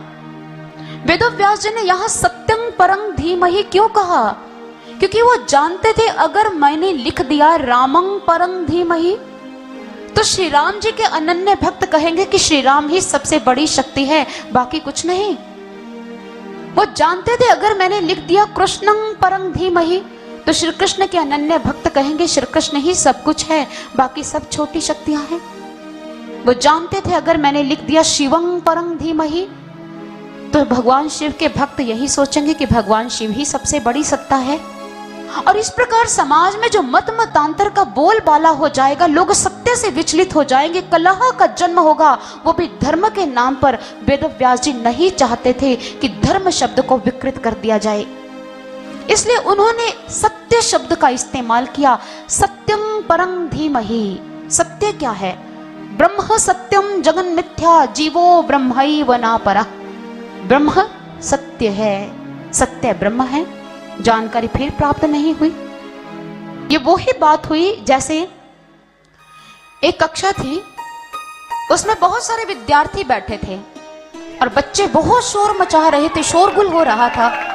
और जैसे अध्यापक कक्षा में प्रविष्ट हुए, उन्होंने देखा छात्र इतना शोरगुल कर रहे हैं, इतना अभिधानक, इतना कोलाहल। और उस समय अध्यापक ने सारे बच्चों को ध्यान से देखा, कौन है जो इतनी शरारतें कर रहा है, कौन कैसे बैठा है। और उस समय एक बच्चा पकड़ में आया जो सबसे ज्यादा शरारतें कर रहा था, जिसने सारे बच्चों को परेशान किया हुआ था। अध्यापक ने कहा आजा। जी सर। जी सर क्या? तुम्हारी शरारतें दिन प्रतिदिन बढ़ती चली जा रही, मैं रोज देखता हूँ। आज फिर तुमने सारी कक्षा को सिर पर उठाया हुआ है, सारे बच्चों को तुम परेशान करते हो, काम काज करके नहीं आते, होमवर्क देता हूँ वो निपटा नहीं होता, और यहाँ आके शरारतों पर शरारतें। चंचलता की भी कोई सीमा होती है। अब तो तुम्हारी शिकायत तुम्हारे पिता से करनी ही पड़ेगी। Sorry sir. सॉरी सॉरी क्या? मैं कह रहा हूँ कि तुम्हारी शिकायत करनी ही पड़ेगी। बताओ तुम्हारा घर कहाँ है? सर सर सर क्या? बताओ घर कहाँ है? सर मैं पूछ रहा हूँ तुम्हारा घर कहाँ है? जी रेस्टोरेंट के सामने। अच्छा रेस्टोरेंट कहाँ है? मैं पूछ रहा हूँ रेस्टोरेंट कहाँ है? सर घर के सामने। मैं पूछ रहा हूँ घर कहाँ है? सर बताया ना रेस्टोरेंट के सामने। अरे भाई रेस्टोरेंट कहाँ है? सर घर के सामने। तुम्हारा घर और रेस्टोरेंट ये दोनों कहाँ हैं? कहते जी आमने सामने। यही बात हो गई। सत्य क्या है? परमात्मा। परमात्मा क्या है? सत्य। ये बोध कहाँ हुआ? बोध के लिए लक्षण व स्वरूप की जानकारी का होना बहुत जरूरी है। और हमारे महापुरुषों ने हमारे समक्ष मोहबाई समस्या का निराकरण करते हुए कहा सत्य एक है, एकम सद विप्रः बहुधा वदन्ति। सत्य एक है, लेकिन विद्वानों ने अलग अलग ढंग से कहने का प्रयास किया है। महात्मा बुद्ध जी ने कहा सबके अंदर बोधि सत्व है, उस बुद्धत्व को प्राप्त करना है। उसी सत्य के बारे में भगवान श्री कृष्ण जी ने क्या कहा? ज्योतिषाम अपि तज्ज्योति तमसः परमुच्यते। मैं ज्योतियों की परम ज्योति हूँ। उन्होंने उस सत्य को परम ज्योति शब्द से संबोधित किया। वेद उसे भर्गो ज्योति कहकर पुकारता है, और श्री गुरु नानक देव जी ने उसे एक ज्योत कहा। मंसूर ने उसे नूरे इलाही कहा, और किसी पाश्चात्य संत ने कहा गॉड इज लाइट, परमात्मा प्रकाश है।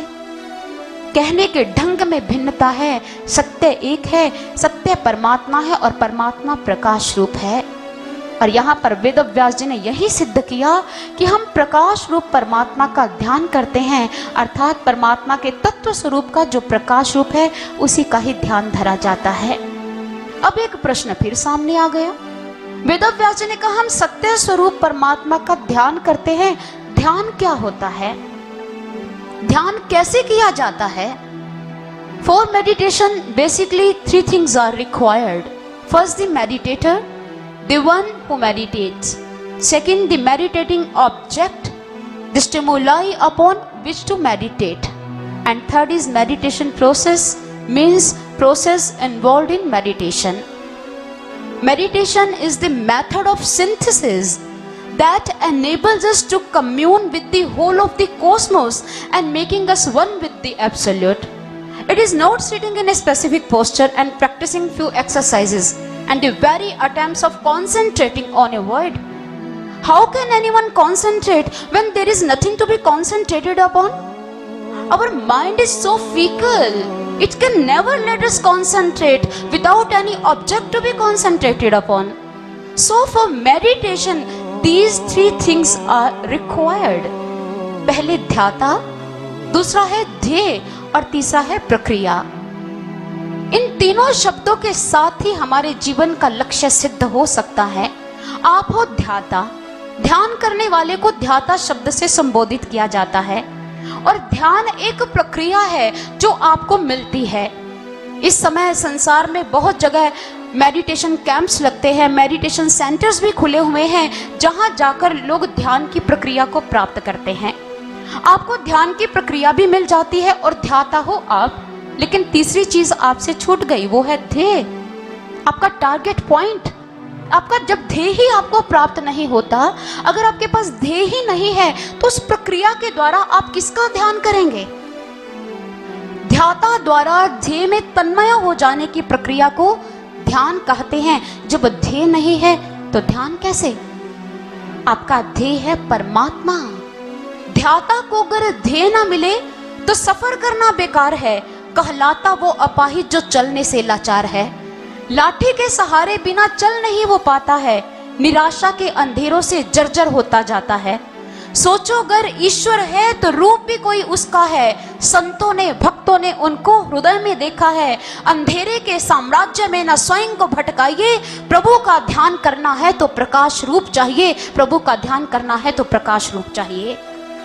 इसलिए जो आपको ध्यान की प्रक्रिया देते हैं उनको बोलो खाली प्रक्रिया से काम नहीं चलेगा, हमें हमारा ध्येय भी दिखाइए, हमारे घट में ईश्वर के प्रकाश के दर्शन करवाइए। ये आपका ध्येय है। और जब एक जिज्ञासु आत्मा को तत्ववेता संत की कृपा से ब्रह्म ज्ञान मिलता है तो तत्ववेता संत उनके घट के अंदर ईश्वरीय प्रकाश को प्रकट कर देते हैं और ईश्वरीय प्रकाश को देखकर जिज्ञासु आत्मा आनंद के सागर में हिलोरे लेती है और अपनी प्रसन्नता को फिर व्यक्त करती हुई ध्यानावस्था से बाहर आकर प्रभु के श्री चरणों में क्या गाती है, आइए श्रवण करते हैं। हरे हरे तुझे हम ध्याए करके तरस हम तेरा। चरणों में तेरे झुक जाए, नैनों में रूप है तेरा।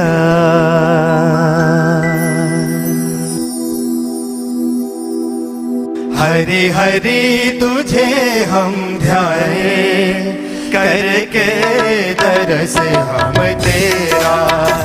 हरि हरि तुझे हम ध्याए करके दरस हम तेरा।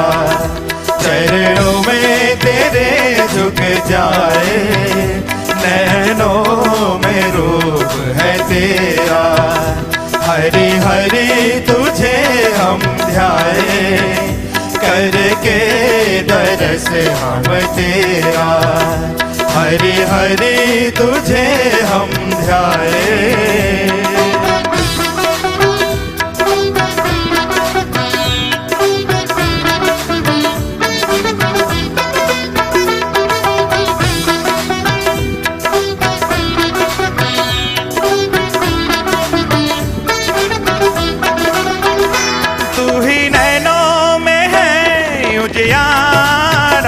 तू ही प्राणों का प्राण हमारा।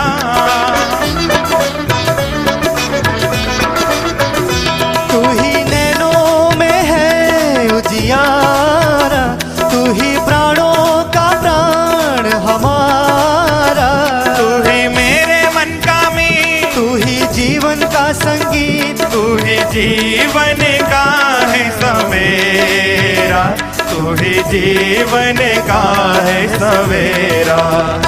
हरि हरि तुझे हम ध्याए, करके दरस हम तेरा। चरणों में तेरे झुक जाए, नैनों में रूप है तेरा। हरि हरि तुझे हम ध्याए।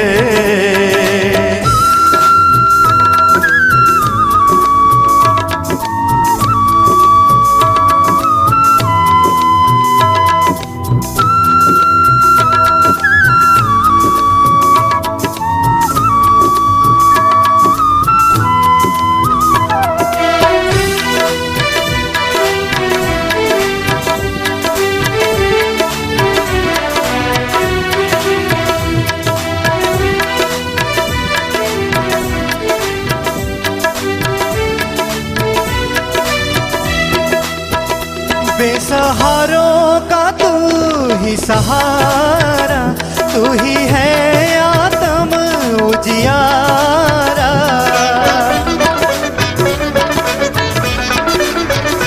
बेसहारों का तू ही सहारा, तू ही है आत्म उजियारा। तू ही मेरे मन की आस, तू ही मेरे तन की श्वास। तूने सुख दुनिया में बिखेरा, तूने सुख दुनिया में बिखेरा। हरि हरि तुझे हम ध्याए, करके दरस हम तेरा। चरणों में तेरे झुक जाए, नैनों में रूप है तेरा। हरि हरि तुझे हम ध्याए, करके दरस हम तेरा। चरणों में तेरे झुक जाए, नैनों में रूप है तेरा। हरि हरि तुझे हम ध्याए, करके दरस हम तेरा। करके दरस हम तेरा, करके दरस हम तेरा। हरि हरि तुझे हम ध्याएं। हरि का ध्यान तभी संभव है जब तत्ववेता संत की कृपा से परमात्मा के तत्व स्वरूप की प्राप्ति हो जाए। Meditation starts when the inner divine light is manifested and shown to you through the third eye, and this light can only be bestowed by a perfect master. और इस प्रकार ध्यान के क्षेत्र में हमारे महर्षियों ने बहुआयामी अनुसंधान किया। इसके व्यापक आयामों तक अभी विज्ञान भी नहीं पहुंच पाया है। हमारे महापुरुषों ने बहुत समय पूर्व ही ध्यान के लाभ से मानव समाज को धार्मिक ग्रंथों के द्वारा परिचित करवाने का भरपूर प्रयास किया। ध्यानेन लभते मोक्षं, मोक्षेण लभते सुखम, सुखेनानंद वृद्धिः स्यादानंदो ब्रह्म विग्रहः। ध्यान से मोक्ष की प्राप्ति होती है। ध्यान के द्वारा आप परमात्मा के दिव्य स्वरूप का साक्षात्कार करते हैं और आपको आनंद की प्राप्ति होती है। आनंद ही परमात्मा है, परमात्मा ही आनंद है। और इस प्रकार सूर्य, शौनक इत्यादि ऋषियों को प्रभु की कथा सुनाते कहते हैं, महर्षि पराशर और सत्यवती जी के द्वारा वेदव्यास जी का जन्म हुआ। वैसे उनका नाम है श्री कृष्ण द्वैपायन। द्वैपायन उनको इसलिए कहा गया क्योंकि किसी द्वीप पर उनका जन्म हुआ था, और कृष्ण इसलिए क्योंकि उनका रंग काला था। इन दोनों विशेषताओं का सुमेल उनका नाम प्रसिद्ध हुआ श्री कृष्ण द्वैपायन। उनको महर्षि बादरायण भी कहा गया क्योंकि वन में तप के समय उन्होंने मात्र बेरों का ही भक्षण किया, और उनकी इसी विशेषता की वजह से उनका नाम बादरायण पड़ा। उनको वेदव्यास जी इसलिए कहते हैं क्योंकि उन्होंने वेदों का विस्तार करने का प्रयास किया। जो भी वेदों के ज्ञान को आगे विस्तारित करता है या मानव समाज में फैलाता है, उसका प्रचार प्रसार करता है उसे व्यास शब्द से ही संबोधित किया जाता है। महर्षि वेदव्यास जी ने ऋग्वेद, यजुर्वेद, सामवेद, अथर्ववेद इन चारों वेदों को मानव समाज के समक्ष रखा। ऋग्वेद के पैर, सामवेद के जैमिनी, अथर्ववेद के सुमंतु मुनि और वशंपायन यजुर्वेद के स्नातक कहलाए। तदुपरांत महर्षि वेदव्यास जी ने जन कल्याण की दृष्टि से एक विशाल ग्रंथ महाभारत की रचना की। ये वो ग्रंथ है जिसके बारे में मानव समाज में बहुत सारी भ्रांतियां फैली हुई हैं। उदाहरण के तौर पर उत्तर प्रदेश, मध्य प्रदेश, राजस्थान और बिहार के हिंदी बहुल प्रांतों में एक जनश्रुति प्रसिद्ध हुई कि जिस घर में महाभारत ग्रंथ होता है वहां महाभारत होता ही रहता है। यह इस महान ग्रंथ को बड़े उथले ढंग से प्रचारित किया गया कि यह राज परिवार के आपसी कलह की कहानी है। इस प्रकार की किंवदंती या मिथ्या प्रचार के पीछे विदेशी आक्रांताओं की कुत्सित सोच कार्य कर रही थी। उन्होंने देखा भारत के पास अपनी विशाल धरोहर है और विरासत के रूप में बहुमूल्य ग्रंथों का भंडार है जिनमें महाभारत सर्व प्रमुख है। महाभारत वो ग्रंथ है जिसमें राजनैतिक, दार्शनिक, आध्यात्मिक और आर्थिक अनेकों तरह के विचारों का एकीकरण है। विदेशी आक्रांताओं ने सोचा अगर भारतवासियों की अपने ग्रंथों के प्रति श्रद्धा बनी रही या ग्रंथों के अध्ययन के प्रति इनकी रुचि बनी रही तो हमारे सारे राजनीतिक प्रयास जिस देश पर सदा के लिए शासन करने के हैं वो निष्फल हो जाएंगे और हमें यहाँ से भागना पड़ जाएगा। इसलिए हमारे देश पर लंबे समय तक शासन करने के लिए हमें हमारी संस्कृति से अलग करने के लिए उन्होंने षड्यंत्र रचने शुरू कर दिए। उन्होंने हमारे ही देश में आकर कुछ विद्वानों को पैसे के बल से खरीद लिया, हमारे ग्रंथों को प्रक्षिप्त किया, इनमें इंटरप्रिटेशन हुई, इंटरपोलेशन हुई और हमारे ग्रंथों का विकृत रूप मानव समाज में अब देखने को मिलता है। आप कहेंगे इस बात का प्रमाण क्या है? इस बात का प्रमाण हमारा गरुड़ पुराण है जिसके ब्रह्म कांड के अंतर्गत यह लिखा गया, दैत्य सर्वे विप्रकुलेषु भूत्वा कलौ युगे भारते षट् सहस्रयाम निष्कास्य काश्चि नव निर्मातानां निवेशनं तत्र कुर्वन्ति नित्यम। जब कलिकाल आएगा तो दैत्य लोग ब्राह्मण कुल में जन्म लेंगे और हमारे ग्रंथों में हस्तक्षेप करेंगे, हमारे ग्रंथों को प्रक्षिप्त करेंगे। हमारे पुराण इस बात का प्रमाण दे रहे हैं। और श्री मध्व जी ने भी महाभारत तात्पर्य निर्णय नामक ग्रंथ में अपने ऐसे ही विचारों का व्यक्तीकरण किया। उन्होंने कहा आने वाले समय में हमारे ग्रंथों को नष्ट भ्रष्ट कर दिया जाएगा, हमें हमारी संस्कृति से अलग करने का प्रयास किया जाएगा और अब तक तो कई ग्रंथ नष्ट किए जा चुके हैं और कई आने वाले समय में प्रक्षिप्त कर दिए जाएंगे। उन्होंने भी अपने ग्रंथ में इस बात का प्रमाण दिया। फिर भी आपको प्रमाण चाहिए? बहुत सारे लोग हमारे पास आते और कहते हैं महाभारत प्रक्षेपित है, इसके बारे में आपके पास क्या प्रमाण है? अगर आपको प्रमाण चाहिए तो ले चलते हैं आपको प्रमाणों की दुनिया में। महाभारत का एक पर्व है जिसका नाम है आदि पर्व। आदि पर्व के द्वितीय अध्याय जिसमें महाभारत में जो भी विषय हैं उनका नाम लिखा गया है, लेकिन उसमें आश्वमेधिक पर्व के ब्राह्मण गीता और अनुगीता का नाम छूट गया है। जब हर एक विषय का, हर एक पाठ का नाम उसमें लिखा है तो बताओ ब्राह्मण गीता और अनुगीता का नाम क्यों नहीं लिखा? श्लोकों के बढ़ने और घटने का अनुमान अगर आप लगाना चाहो तो अनुक्रमणिका अध्याय से पता चलता है। वेदव्यास जी ने अनुक्रमणिका अध्याय में लिखा कि मैंने 1,00,000 श्लोकों का महाभारत लिखा है, लेकिन इस समय जो वर्तमान समय में महाभारत उपलब्ध है उसमें 1,07,390 श्लोक मिलते हैं, जबकि वेदव्यास जी ने कहा मैंने 1,00,000 श्लोकों का महाभारत लिखा है। ये 7,390 श्लोक कहां से आए? यानी कि इसमें एडिशन की गई है। विदेशी आक्रांताओं का इसके पीछे बड़ा गहरा हाथ है और इन्हीं वेदव्यास जी के द्वारा एक महान तथ्य का प्रतिपादन हुआ। उन्होंने लिखा कि मैंने 150 श्लोकों की अनुक्रमणिका बनाई है, लेकिन इस समय जो महाभारत उपलब्ध होता है उसमें जो अनुक्रमणिका मिलती है वो 270 श्लोकों की मिलती है। अब बताइए ये 120 श्लोक कहां से आ गए?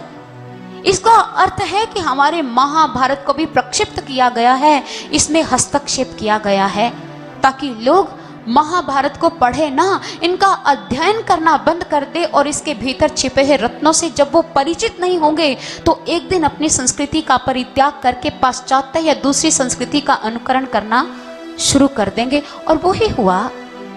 और इसी संदर्भ में हम आपको मैक्स मूलर के बारे में बताना चाहेंगे। उन्होंने 1864 में एक पत्र लिखा अपनी पत्नी को। उन्होंने लिखा, the edition of mind and translation of Vedas will hereafter tell to a great extent on the fate of India. It is the root of their religion, and to show what the root is, I feel sure it is the only way of uprooting all that has sprung from it during the last 3000 years. अर्थात वेदों का मेरा ये अनुवाद उत्तर काल में भारत के भाग्य पर दूर तक प्रभाव डालेगा। वेद इन लोगों के धर्म का मूल है और मैं इन लोगों को इनके मूल से अलग कर देना चाहता हूं। इनको इनके मूल से उखाड़ना ही, इनको इनके धर्म से च्युत करना है। और ऐसा कार्य उन्होंने किया। भारत देश के भविष्य को महर्षि वेदव्यास और महर्षि वाल्मीकि जी के साहित्य दर्शन के स्थान पर शेक्सपियर और मिल्टन के काव्य पढ़ाए जाने लगे। श्री राधा और श्री कृष्ण जी की अलौकिक लीलाओं के स्थान पर रोमियो जूलियट के किस्से सुनाए जाने लगे। और इसके पीछे उनका उद्देश्य एक ही था, हमारी संस्कृति को नष्ट भ्रष्ट करना। सज्जनों, अंग्रेजों ने यहां आकर जो अपनी शिक्षा प्रणाली चलाई, वो शिक्षा व्यवस्था नहीं थी, वो अव्यवस्था थी। ये संस्कृति नहीं थी, ये विकृति थी। उन्होंने राजनैतिक उद्देश्य से भारत में बाबू बनाने की प्रणाली चलाई थी। व्यक्ति बनाने की वो भूल कर ही कैसे सकते थे? उन्हें तो दास चाहिए थे, पैसे के बल पर उनके संकेतों पर नाचने वाले लोग।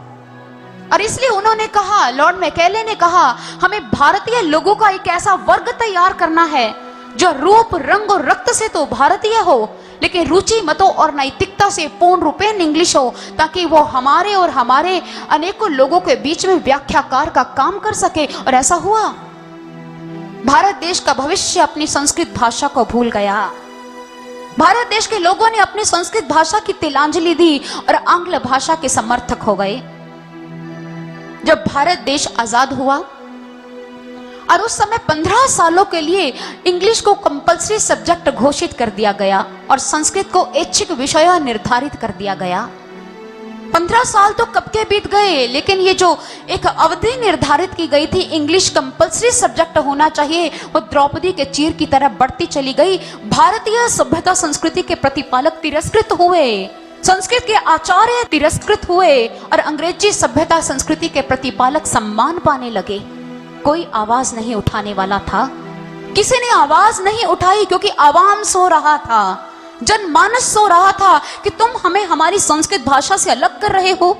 अगर संस्कृत भाषा का ज्ञान नहीं होगा तो हमारी संतति, हमारा भविष्य, हमारे देश की आने वाली जो पीढ़ी है, उनको ग्रंथों की धरोहर की जानकारी कैसे होगी? अंग्रेजी भाषा पढ़ाकर उन्होंने हमारे देश में कैसा वर्ग पैदा कर दिया जिसे ना तो देश का परिचय है, ना ही देश से सहानुभूति। अगर एक बच्चा जन्म लेता है, जन्म लेते ही उसे जन्मदात्री मां से अलग कर किसी अन्य औरत की गोद में डाल दिया जाए तो उस बच्चे का क्या जन्मदात्री मां से प्यार होगा? कदापि नहीं, क्योंकि उसे पता ही नहीं किस मां ने प्रसव पीड़ा सहन कर मुझे जन्म दिया है। उसने जब होश संभाली तो किसी और मां की गोद में था। यही हमारे देश में घटित हुआ। संस्कृत भाषा हमारे हाथ से छूट गई। हमने संस्कृत भाषा की तिलांजलि दी, जिसकी वजह से हमारे हाथ से धरोहर छूट गई। जो व्यक्ति अपने देश की संस्कृति और धरोहर से अपरिचित होता है, वो देश की समस्याओं से भी अपरिचित रह जाता है। आज गांव की साधारण से साधारण महिला अपने आप को मम्मी कहलाने में बड़ा गर्व अनुभव करती है।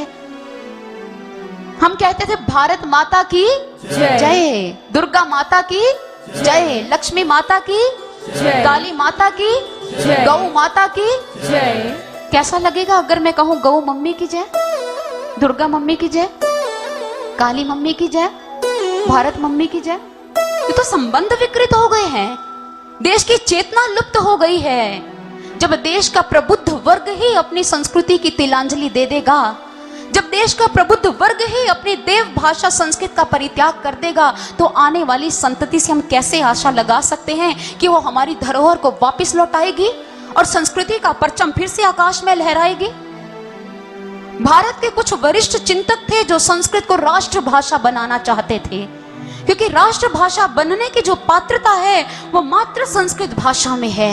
यह संस्कृत भाषा ही थी जिसने भगवत गीता के कालखंड तक सारे जम्बू द्वीप को एक सूत्र में पिरोया था। लेकिन लोग कहते हैं जी संस्कृत भाषा, अब किस भाषा की महिमा गाती हैं? अरे ये तो मृत भाषा है, ये तो डेड लैंग्वेज है। अच्छा, ये मृत भाषा है? ऐसी ही बात एक दक्षिण भारत राज्य के एक राजनीतिक दल ने चेन्नई के उच्च न्यायालय में उठाई, लेकिन न्यायालय ने उनके इस बात को, इस तथ्य को नकार दिया कि आप संस्कृत भाषा को मृत भाषा क्यों कह रहे हैं, क्योंकि ये बोलचाल की भाषा नहीं रही इसलिए आप मृत भाषा कह रहे हैं। कल को आपकी भाषा अगर बोलचाल की भाषा नहीं रहेगी तो क्या आप इसको भी मृत कहना शुरू कर देंगे? संस्कृत मृत भाषा सज्जनों हो ही नहीं सकती। संस्कृत तो हमारे उपासना स्थलों पर गूंजती रही थी, गूंजती रही है और गूंजती रहेगी। संस्कृत को कोई नहीं मिटा सकता। बच्चे का जन्म हो, जात कर्म संस्कार हो या विवाह कर्म संस्कार हो या दाह कर्म संस्कार हो, संस्कृत भाषा का ही इस्तेमाल हो सकता है। कौन कहता है ये मृत भाषा है? ये तो जीवनदायिनी है, क्योंकि इसी भाषा में हमारे वेदों की श्रुतियां लिखी गई, महाभारत का राजनैतिक दर्शन, गीता की समग्रता, रामायण का राम राज्य और उपनिषदों का दर्शन और भागवत का रस माधुर्य जो हमें मोक्ष और धर्म प्रदान करने वाला है, ये सारे धार्मिक ग्रंथ संस्कृत भाषा में लिखे गए हैं। ये मृत कैसे है? ये तो जीवंत भाषा है जो जीवन देती है। इसलिए सज्जनों, मैं ये नहीं कहती कि आप आंग्ल भाषा मत सीखो, लेकिन आप संस्कृत भाषा का परित्याग मत करो, क्योंकि संस्कृत भाषा में आपके महापुरुषों के जीवन के अनमोल उपदेश वर्णित हैं। अगर आप उन उपदेशों को जीवन में हृदयस्थ नहीं करोगे तो अच्छे जीवन जीने की कला कैसे प्राप्त होगी? इसलिए तुम्हें उठना होगा, जागना होगा। और आज विश्वास किया जाता है कि कंप्यूटर में सही शब्दों के ज्ञान की जानकारी को अगर प्राप्त करना है तो मात्र संस्कृत भाषा ही एक योग्य भाषा है, जो अनेकों भाषाओं को अपने में अनुवादित कर आपको भरपूर ज्ञान प्रदान कर सकती है। लेकिन आज हम इस भाषा की महानता से अपरिचित रह गए हैं। इस भाषा की महानता से हम अनभिज्ञ हैं, इसलिए देश की धरोहर हमारे हाथ से छूट गई है। इसलिए सज्जनों, ये वो भाषा है जिसने सारी भाषाओं को जन्म दिया। आज दुनिया में जितनी भाषाएं हैं उनकी जननी संस्कृत भाषा मानी गई है। संस्कृतं सर्वासां भाषानां जननी अस्ति। संस्कृत में ध्वन्यात्मक सादृश्य के साथ साथ धातु अर्थ भी मिलते हैं, लेकिन अन्य किसी भाषा में धातु अर्थ विद्यमान नहीं होते। आप संस्कृत के किसी भी विद्वान से पूछिए पितृ शब्द की धातु क्या है, वो कहेगा पा। लेकिन इसी पितृ को अंग्रेजी में कहते हैं फादर। आप अंग्रेजी के विद्वान के पास जाकर पूछिए फादर शब्द की धातु क्या है, कोई धातु रूप ही नहीं है। संस्कृत के विद्वान से जाकर पूछिए पेड़ को वृक्ष क्यों कहते हैं, तरु क्यों कहते हैं, पादप क्यों कहते हैं। संस्कृत भाषा का विद्वान बताएगा तरंती पक्षिणो यस्योपरि, जिसके ऊपर पक्षी विहार करते हैं उसे क्या कहेंगे, तरु। पादप क्यों कहते हैं, पादेन पिबती, जो पांवों के द्वारा पीता है उसे पादप कहते हैं, अर्थात जो अपना पोषण नीचे से प्राप्त करता है, धरती से प्राप्त करता है, उसे पादप कहते हैं। अब आंग्ल भाषा के विद्वान से पूछिए वृक्ष को ट्री क्यों कहते हैं, वो आपको इस बात का जवाब नहीं देगा, क्योंकि संस्कृत भाषा में धातु रूप होते हैं और किसी भाषा में होते नहीं। यही बात इस बात का प्रमाण है कि संस्कृत भाषा से ही सारी भाषाएं निकलती हैं। संस्कृत भाषा के पितृ शब्द से हिंदी में पिता बना, संस्कृत भाषा के पितृ शब्द से लैटिन में पेटर बना, संस्कृत भाषा के पितृ शब्द से देहाती में पितर बना, संस्कृत भाषा के पितृ शब्द से फारसी में पिदर बना, संस्कृत भाषा के पितृ शब्द से अंग्रेजी में फादर बना। आंग्ल भाषा की उत्पत्ति भी संस्कृत भाषा से हुई है। मनु से बना मैन, भू से बना बी, बंध से बना बाइंड, वीर से बना वेराइल, परम से बना प्राइम, शश से बना सिक्स। कितने शब्द हैं जो इस बात का प्रमाण है कि संस्कृत भाषा ने ही इस भाषा को जन्म दिया। लेकिन जन्मदात्री माँ को हम भूल गए और संतान के हम दीवाने हो गए। संस्कृत भाषा का जो उच्चारण है शुद्ध वैज्ञानिक है। इस भाषा में जो शब्द जैसा लिखा जाता है उसका उच्चारण बिल्कुल वैसा होता है। अन्यासु भाषासु इयं विशेषता नास्ति, आंग्ल भाषायां लिख्यते अन्यत् पठ्यते चान्यत्। संस्कृत भाषा अपने ध्वन्यात्मक सादृश्य के साथ साथ धातु रूप में विद्यमान है, आंग्ल भाषा का धातु रूप नहीं है। इसलिए हमारी जो धरोहर है इसी भाषा में है। हम संस्कृत भाषा का ज्ञान भी प्राप्त करें, हम आंग्ल भाषा या किसी दूसरी भाषा के सज्जनों विरोधी नहीं है, लेकिन हम यह नहीं चाहते कि हम अपनी संस्कृति का परित्याग कर दें। वृक्ष धरती से खाद जरूर लेता है, लेकिन वृक्ष खाद नहीं हो जाता, वो अपने अस्तित्व को कायम रखता है। हमें भी अपनी संस्कृति का ज्ञान प्राप्त करना है ताकि सच्चे अर्थों में विदेशी धरती पर जाकर हम कह सके कि हम भारतवासी हैं, हम भारत देश के भक्त हैं, हम भारतीय हैं। और इस प्रकार अपनी संस्कृति का ज्ञान प्राप्त करने के लिए हमें अपनी देव भाषा की ओर लौट जाना होगा ताकि हम अपने देश को वो चेतना लौटा पाएं जिससे हमारा देश फिर से स्वर्णिम अक्षरों के साथ पूरे विश्व के पटल पर अंकित हो जाए और भारत देश की फिर से जय जयकार हो। भारत देश का फिर से ध्वज पूरे आसमान में अध्यात्म के हीरो के साथ सुसज्जित हो जाए। और इस प्रकार सूत जी, शौनक इत्यादि ऋषियों को प्रभु की पावन कथा सुना रहे हैं। और ये महाभारत वो महान ग्रंथ है जिसमें हर एक समस्या का समाधान है। वेदव्यास जी ने महाभारत की रचना इसलिए नहीं की थी कि इसे घर पर रखोगे तो कलह होगा, नहीं, यह एक कुत्सित सोच है जो विदेशी आक्रांताओं के द्वारा फैलाई गई। महाभारत वह अनमोल ग्रंथ है जो तुम्हें जीवन की दिशा प्रदान करने आया है। और इस प्रकार सूत जी, शौनक इत्यादि ऋषियों को कथा सुनाते हुए कहते हैं कि वेदव्यास जी आज सरस्वती नदी के किनारे मौन भाव से बैठे थे। उनका हृदय अत्यंत अशांत था और देवर्षि नारद जी वहीं पर उपस्थित हुए। उन्होंने कहा, अरे वेदव्यास जी, मैं तो आपको बधाई देने आया था कि आपने एक महान ग्रंथ महाभारत की रचना की, लेकिन मुझे आप तो अशांत दिखाई दे रहे हैं। उन्होंने कहा, देवर्षि जी, आप मेरी अशांति का कारण जानते हैं, आप तो सब कुछ जानते हैं, आप स्वयं ही बता दीजिए कि इस अशांति का निवारण कैसे होगा। देवर्षि जी ने कहा, वेदव्यास जी, मनुष्य की तपस्या, वेदाध्ययन, यज्ञ अनुष्ठान का प्रयोजन क्या है कि स्वयं श्री हरि प्रसन्न हो जाए।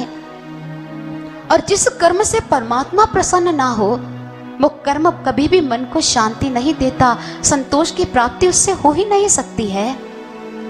आपने अनेकों महान ग्रंथों की रचना की है, लेकिन ऐसा कोई भी ग्रंथ नहीं लिखा जो भगवान की मनोहारी लीलाओं से सुसज्जित हो। अगर आप चाहते हैं कि आपका हृदय शांत हो जाए तो प्रभु की लीलाओं से मंडित एक ग्रंथ की रचना कर दीजिए। वेदव्यास जी ने कहा, देवर्षि जी, आप मुझे यह बताइए, मैं जब भी आपको देखता हूँ आप अपने श्रीहरि का कीर्तन करते हैं, गुणगान करते हैं, आपको श्रीहरि की इतनी लगन कैसे लग गई। देवर्षि नारद जी ने कहा, इसके पीछे एक लंबी कहानी है और मेरा पिछला जन्म भी छिपा हुआ है। पूर्व जन्म में मैं वेदवादी ब्राह्मणों की दासी का एक पुत्र था। एक बार हमारी बस्ती में साधु समाज आया।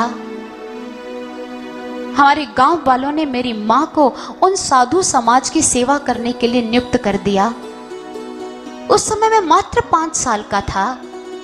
मेरी मां संतों की सभा में जाती, उनकी सेवा करती, उनके श्री चरणों में बैठकर सत्संग भजन श्रवण करती।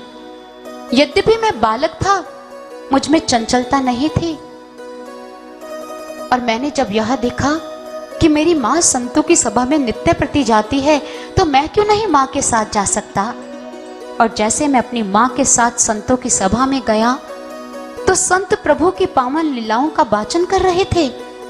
प्रभु की पावन लीलाओं को श्रवण करवाने के साथ साथ वो प्रभु का भजन भी कर रहे थे और बीच बीच में कीर्तन भी उठाया करते थे। और देवर्षि नारद जी यह बता रहे हैं कि जब मैं वहां पर पहुंचा तो वो प्रभु का कीर्तन कर रहे थे और वो क्या गा रहे थे, आइए हम भी श्रवण करते हैं। हरे कृष्ण कृष्ण कृष्ण हरे हरे, हरे राम राम राम हरे हरे। हरे कृष्ण कृष्ण कृष्ण हरे हरे, हरे राम राम राम हरे हरे। हरे कृष्ण कृष्ण कृष्ण हरे हरे, हरे राम राम राम हरे हरे। हरे कृष्ण कृष्ण कृष्ण हरे हरे, हरे राम राम राम हरे हरे। प प प प प प ग म प नि ग म स नि स नि प प म म ग ग रे रे सा सा प नि सा प नि सा प नि सा प नि सा ग सा प नि सा प नि सा प नि सा ग। हरि नाम सुखदाई, हरि नाम सुखदाई, हरि नाम सुखदाई, हरि नाम सुखदाई, हरि नाम सुखदाई, हरि नाम सुखदाई। हरि नाम सुखदाई, हरि नाम सुखदाई। भजन करो भाई, भजन करो भाई, ये मेला 2 दिन का, ये मेला 2 दिन का। हरे कृष्ण कृष्ण कृष्ण हरे हरे, हरे राम राम राम हरे हरे। हरे कृष्ण कृष्ण कृष्ण हरे हरे, हरे राम राम राम हरे हरे।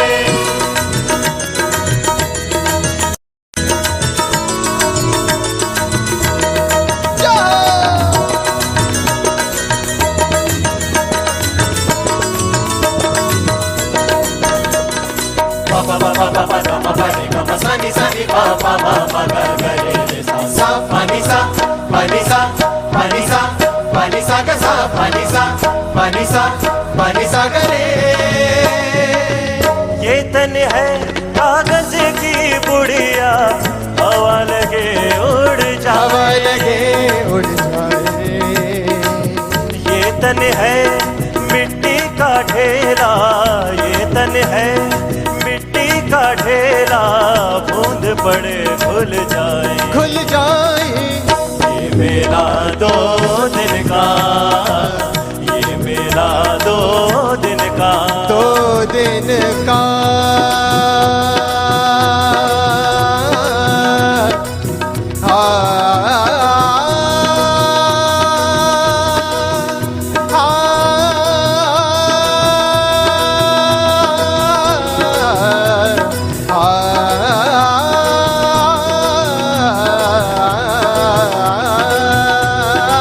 हरे कृष्ण कृष्ण कृष्ण हरे हरे, हरे राम राम राम हरे हरे।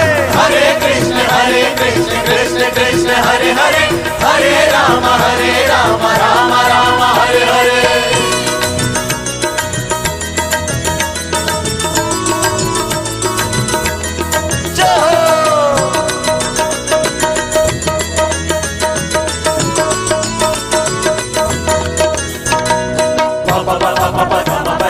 सनि सनि प प म म ग ग रे रे सा सा प नि सा प नि सा प नि सा प नि सा ग सा प नि सा प नि सा प नि सा ग रे।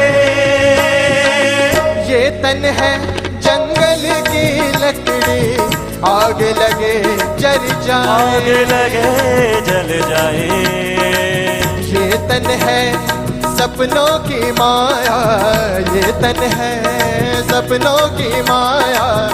आँख खुले कछु नाई। कछु नाही। ये मेरा 2 दिन का, ये मेरा 2 दिन का। 2 दिन का।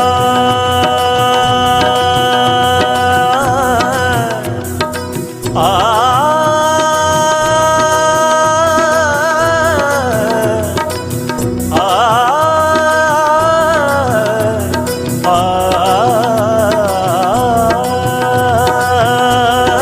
हरे कृष्ण कृष्ण कृष्ण हरे हरे, हरे राम राम राम हरे हरे। हरे कृष्ण कृष्ण कृष्ण हरे हरे, हरे राम राम राम हरे हरे। हरे कृष्ण कृष्ण कृष्ण हरे हरे, हरे राम राम राम हरे हरे। हरे कृष्ण कृष्ण कृष्ण हरे हरे, हरे राम राम राम हरे हरे। हरे कृष्ण कृष्ण कृष्ण हरे हरे, हरे राम राम राम हरे हरे। राम राम हरे हरे, राम राम राम हरे हरे।